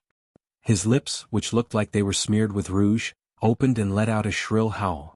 The shrill and terrifying howl reverberated on the quiet snow lake. It shook the ice and snow, and even the willows by the shore danced. Xiahou's knees gradually straightened and he stood up. At this moment he was covered in blood and looked extremely miserable. However, when he stood on the snow lake, he was extremely domineering, like an indestructible mountain. He was more like the blood flag outside the courtyard on the north shore of Yanming Lake. That blood flag whistled and danced in the cold wind, but it seemed as if it would never fall. Xiahou looked at the cliff on the south cliff. His pale face was devoid of any expression, and his trembling voice was clearly filled with pain. However, his words were still filled with an insufferably arrogant aura. Ning Kei, is that all? There's more today. To be continued. If you like this work, please come to Qidian. Come to vote for me. Your support is my greatest motivation.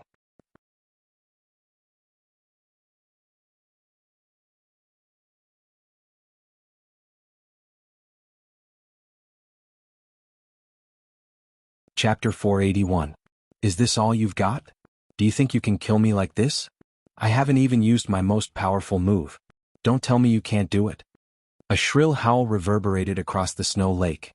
Xiahou walked towards the southern shore of Yanming Lake in the night. Because of his leg injury, he walked very slowly. His voice trembled a little, but his footsteps were still as steady as ever. His aura was still as strong as ever, unparalleled in the world. Ning Kei, who was standing on the edge of the cliff, looked at Xiahou, who was walking slowly on the ice surface of the lake. His face was expressionless, but he felt a little strange. He felt the coldness brought by the wind and snow. The primordial 13 arrows in the arrow box had been shot out. The hundreds of fu papers that he had accumulated over the past 2 years had turned into a yellow waterfall and colorful storm in the house on the north bank. The small iron kettles in the mud at the bottom of the lake had all exploded. He seemed to have used his most powerful move, but he still could not kill Xiahou. He could not even stop Xiahou from walking slowly toward the south bank. Was this the power of a powerhouse at the peak of martial arts? The snowflakes falling on the city wall had become much sparser. Eldest brother looked in the direction of Yanming Lake. His clean eyes could not hide his worried expression. The old cotton-padded jacket on him trembled slightly, as if it was hesitating to float up. Yisu's expression was slightly stern. He did not expect that the battle on the winter lake would present such a situation. From the beginning to the present, Xiahou had been completely restrained and had suffered such heavy injuries. I have to admit that Ning Kei has given me a lot of surprises. The last disciple of the headmaster of academy is indeed not an ordinary person. But it is a pity that he will die tonight. He looked at eldest brother and said, unless you make a move. Eldest senior brother understood the meaning of this sentence. Tonight, all the powerhouses in the world had gathered in Chang'an City. Only he and Junimo from the academy were here to create a fair environment for Ning Quebec. Junimo was responsible for watching the Tang military, while he was responsible for watching the peerless genius of Haotian Taoism. Correspondingly, he and Junimo were also being watched by the other party. If he made a move, then Yisu would definitely make a move. Eldest brother's expression gradually became gentle and calm, as if he had thought of something. Teacher often asks me to learn from junior brother, and I've been thinking about what I should learn. Now that I think about it, it's to learn from his attitude when he's in trouble. He looked in the direction of Yanming Lake and said, the most admirable thing about youngest brother is himself. He is his own sky and has no limits.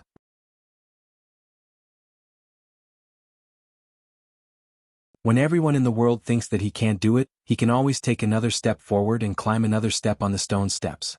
He was like this when he entered the academy, when he entered the old academy, and when he climbed the mountain path to the second floor. How could there be an accident tonight? There were many torches lit outside the Yulin Royal Guards barracks, illuminating the surroundings. The snow bridge outside the barracks looked like a jade belt, and the man wearing a tall crown on the snow bridge looked like an immortal on the jade belt. As the wind and snow drifted, time continued to pass. From day to night, it was unknown how much time had passed, but the confrontation on the snowy bridge continued. The second brother of the academy, Jun Mo, had been sitting on the snow bridge. The Defender General of the state, Su Shi, and the powerful Yulin Royal Guards had been staying under the snow bridge.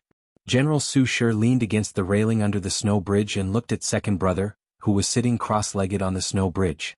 He coughed painfully and said, Ning Kei's challenge to Xia Ho, in my opinion, is a challenge to the dignity of the Tang military, so I want to stop this battle from happening. Second brother slowly raised his head and looked at the leader of the Tang military.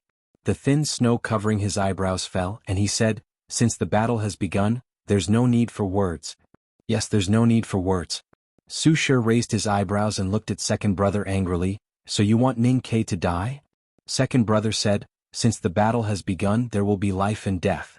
As soldiers of the Tang Empire, don't you understand this simple truth? After a short pause he said coldly, moreover, Xia Ho is not a great figure. Who dares to say that my youngest brother will definitely lose? In the eyes of Mr. Second of the Academy, Xia Ho, the general of the Tang Empire, was indeed not a terrifying opponent. But now it was Ning Kei who was fighting against Xia Ho. Su Shi thought so and then said indifferently, there are no miracles in the world. Second brother looked at him and said seriously, the academy is a place to create miracles. If I can't kill this person after 15 years of preparation, then the rest can only depend on destiny. But the teacher said that there is no destiny in the world. Ning Kei thought so while standing on the cliff. He looked up at the sky and then looked down at the person walking on the snow lake. He slowly raised his eyebrows and asked, can we really succeed? After the arrow box was empty, Sang Sang opened her eyes. She held the big black umbrella and looked at Ning Kei's eyes. She nodded very hard and said, because we have to succeed. Ning Kei laughed and thought that was true. No matter whether destiny existed or not, no matter whether he could succeed or not, he had to succeed.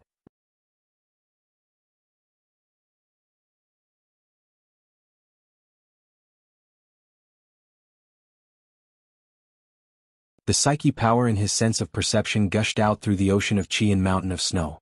It immediately blended into the qi of heaven and earth around Yanming Lake and formed a rope.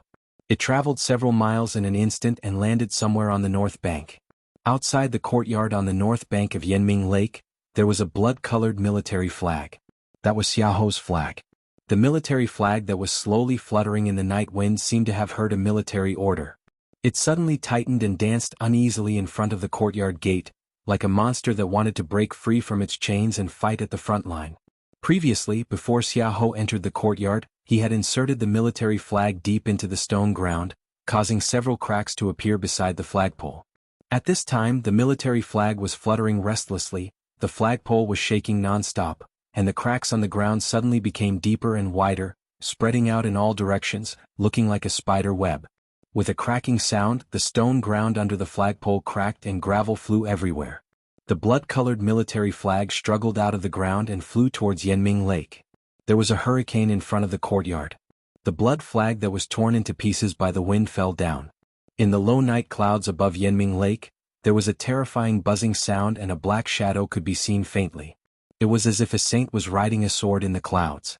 Ning Kei did not know that a strange scene had happened in front of his courtyard. He did not even know that the blood-colored military flag had been broken and only the flagpole was left roaring in the clouds. He was sprinting on the cliff. In his eyes, there was only Xia Ho's figure 1,000 feet away. However, at this moment he suddenly felt a sense of danger.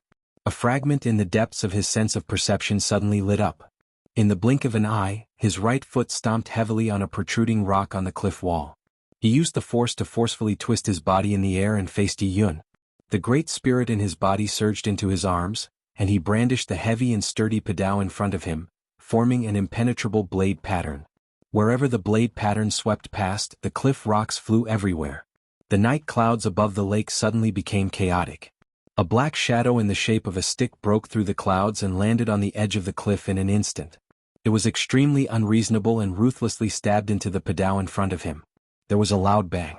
Ning Ke felt an uncontrollable huge force passing through the padao to his body. His body was still in the air when he suddenly suffered a heavy blow. He fell heavily and then accelerated his fall, crashing into the snow lake at the bottom of the cliff, stirring up waves of snow high into the sky. Ning Ke stood up from the snow and wiped the blood from the corner of his lips. He looked at the dark stick-like object in Xiaoho's hand, and a strong sense of alarm rose in his heart. Xiaoho looked at him and his eyes gradually narrowed. He seemed to have discovered something very strange. Ning Ke asked, "What is this?"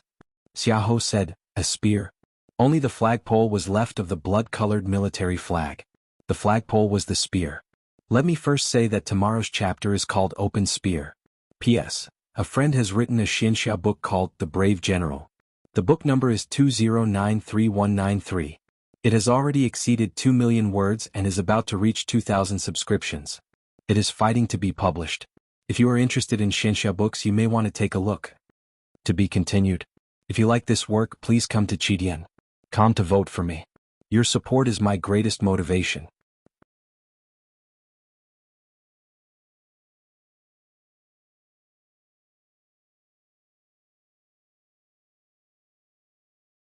Chapter 482. The iron spear was the flagpole of the blood flag, so it was especially long. When it landed on the ice, it was much taller than Xiaoho's burly body. The body of the spear was dark and gloomy. It was straight and smooth without any carvings on the surface. The only difference between it and a stick was that one end was extremely sharp and shining. Although Ning Ke had reacted in advance at the most critical moment and saved his life, his arms were still in great pain from the shock, as if his bones were broken. As for his chest and abdomen, he felt extremely uncomfortable, as if blood was slowly gathering there. The flag was broken and the pole was sent flying. An iron spear came from several li away, piercing through the clouds, and yet it was able to smash him into such a sorry state that he almost lost his life. It was really hard to imagine how much power this spear contained. It was not until then that Ning Ke realized that Xiaoho's most powerful skill was not the overbearing devil's doctrine's qi in his body, but the iron spear that could break through the clouds at any time. No one knew that Xiaoho was good at using spears, not even he. This black iron spear was used by Xiaoho as a flying sword.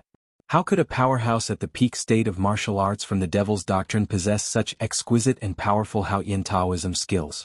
The iron spear stood on the snow lake, exuding an undisguised sense of power. It openly announced its existence and killing intent to the opponent and the nature around the lake. Ning Ke raised his right arm and wiped the blood from the corner of his mouth. He asked, "What's the name of this spear?" "An open spear." Xiaoho said, "You have a hidden arrow and I have an open spear." Ning Ke coughed up a mouthful of blood and gasped. "Good spear, good name." Xiaoho looked at the slender padao in his right hand and squinted.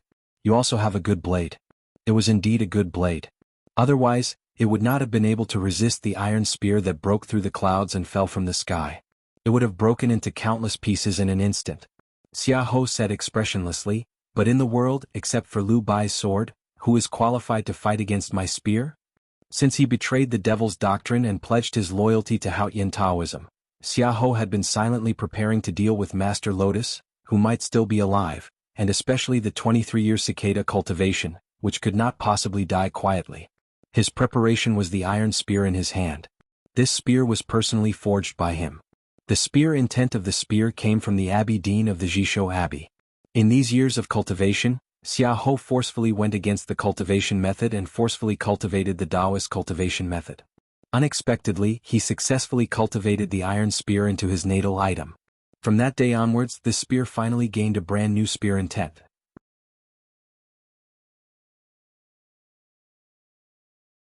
Xiaoho thought that it was light, or rather, he hoped that there would be light in the future, so he named this iron spear Open Spear. With the spear in the open in his hand, Xiaoho dared to look directly at Mingzong spying in the dark. not to mention the ordinary saber in Ning Kei's hand. When the crimson flag was torn to shreds, the flagpole turned into a spear and flew into the night clouds. Eldest brother, who was on the city wall, noticed it. He subconsciously took a step forward and placed his hands on the top of the city wall. He did not feel the cold snow on the top of the wall and looked in the direction of Yanming Lake with a worried expression. One could imagine the power of Xiaoho's spear, which could make the eldest brother of the academy so solemn and worried, and how much of an impact it would have on the hearts of the spectators tonight. The eldest brother murmured, "I did not expect General Xiaoho to have hidden such a move in the end. The speed, strength, and momentum of this spear can be said to be perfect." Yi Su said, "I remember Master once said that when he led Xiaoho into the Tao sect, he once tried to make him break away from the Devil's Doctrine's cultivation method and switch to Tao law. I didn't expect Xiaoho to actually switch to Tao law and cultivate this spear to such a level. It is really incredible." The eldest brother was slightly moved and said, "So it was taught by the Abbey Dean. No wonder it is so domineering." "It is not domineering, it is open and aboveboard." Yi Su said, "If Xiaoho could cultivate the open spear to absolute light, he would probably be able to compete with Liu Bai at his peak." The eldest brother shook his head and said, "Let's not talk about General Xiaoho's injury and just talk about the state of the open spear. It is still a distance away from Mr. Liu Bai's sword style." Yi Su said, "The distance is the distance from Liu Bai, but it is not something that Ning Kei can handle." The eldest brother was silent. After withstanding the extremely domineering open spear, Ning Kei had suffered a terrible impact and his internal injuries were gradually showing. He needed time to recover, so he was willing to say a few more words. Although Xiaoho was also seriously injured, he should have chosen to launch a thunderous attack and smash Ning Kei into meat paste before his blood ran dry. However, he did not know why he gave Ning Kei time to say a few words. Because he had some doubts in his heart, so he was vigilant. For the battle on the snow lake tonight, Ning Kei had prepared for 15 years. Xiaoho did not have a long time to prepare, but he had decades of experience on the bloody battlefield. He was one of the 4 great generals of the Tang Empire. People were often attracted by his ruthless and cold-blooded side and forgot his talent in military affairs. In fact, his commanding ability on the battlefield was not weaker than his powerful strength.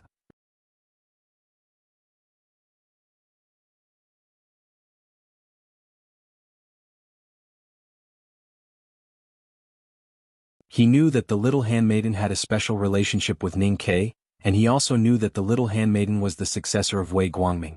Song Song's identity and origin had always made Xiaoho feel a little strange and vigilant. So he decided to kill her first.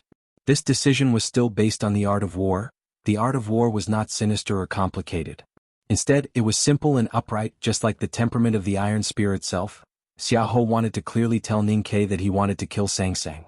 He wanted Ning Kei to turn back to save her and then die. Sang Sang was Ning Kei's life. If someone dared to use Sang Sang to threaten him, he would definitely kill the other party at all costs, just like how he had shot Longqing in the wilderness. And for ordinary people, when such a thin and weak girl who was more precious than life, was threatened by death, they would immediately turn back to save her, disregarding their own lives. But Ning Kei did not do so. When he sensed the majestic and domineering iron spear piercing the cliff, he did not turn back. Instead, he gripped the hilt of his knife tightly and stepped heavily on the ice with his right foot. His body instantly flew more than 100 feet above the snow lake. With a flick of his wrist, he raised the sharp padao and rushed towards Xiaoho. His speed was very shocking. The cold wind on the snow lake blew at his black academy uniform, making the sleeves of his clothes flutter, like the night sky that was about to disperse. Xiaoho raised his eyebrows slightly, somewhat puzzled. He stretched out his iron-like right hand and grasped the air in the night wind. The iron spear pierced through the air and instantly came to the cliff on the south bank of Yanming Lake. It stabbed towards Sang Sang. Because of the intense friction with the air, the dark body of the spear glowed with a bright luster. Compared to Sang Sang's thin and short body, it looked extraordinarily thick and terrifying.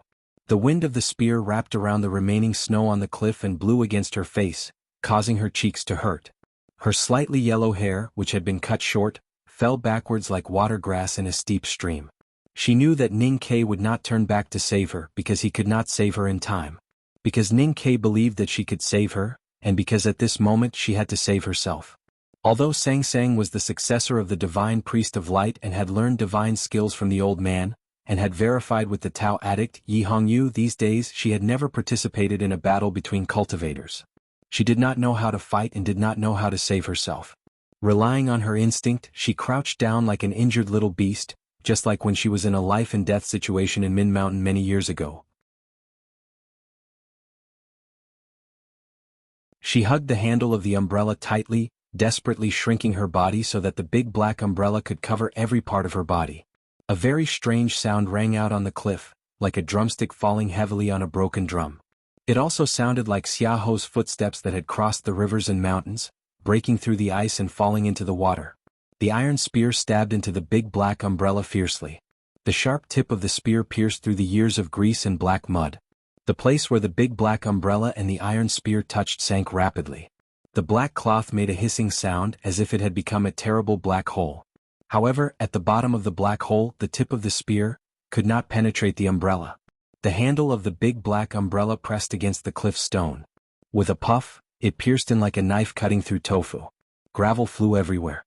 Sang Sang, who had been hiding under the umbrella with her eyes closed, shook heavily.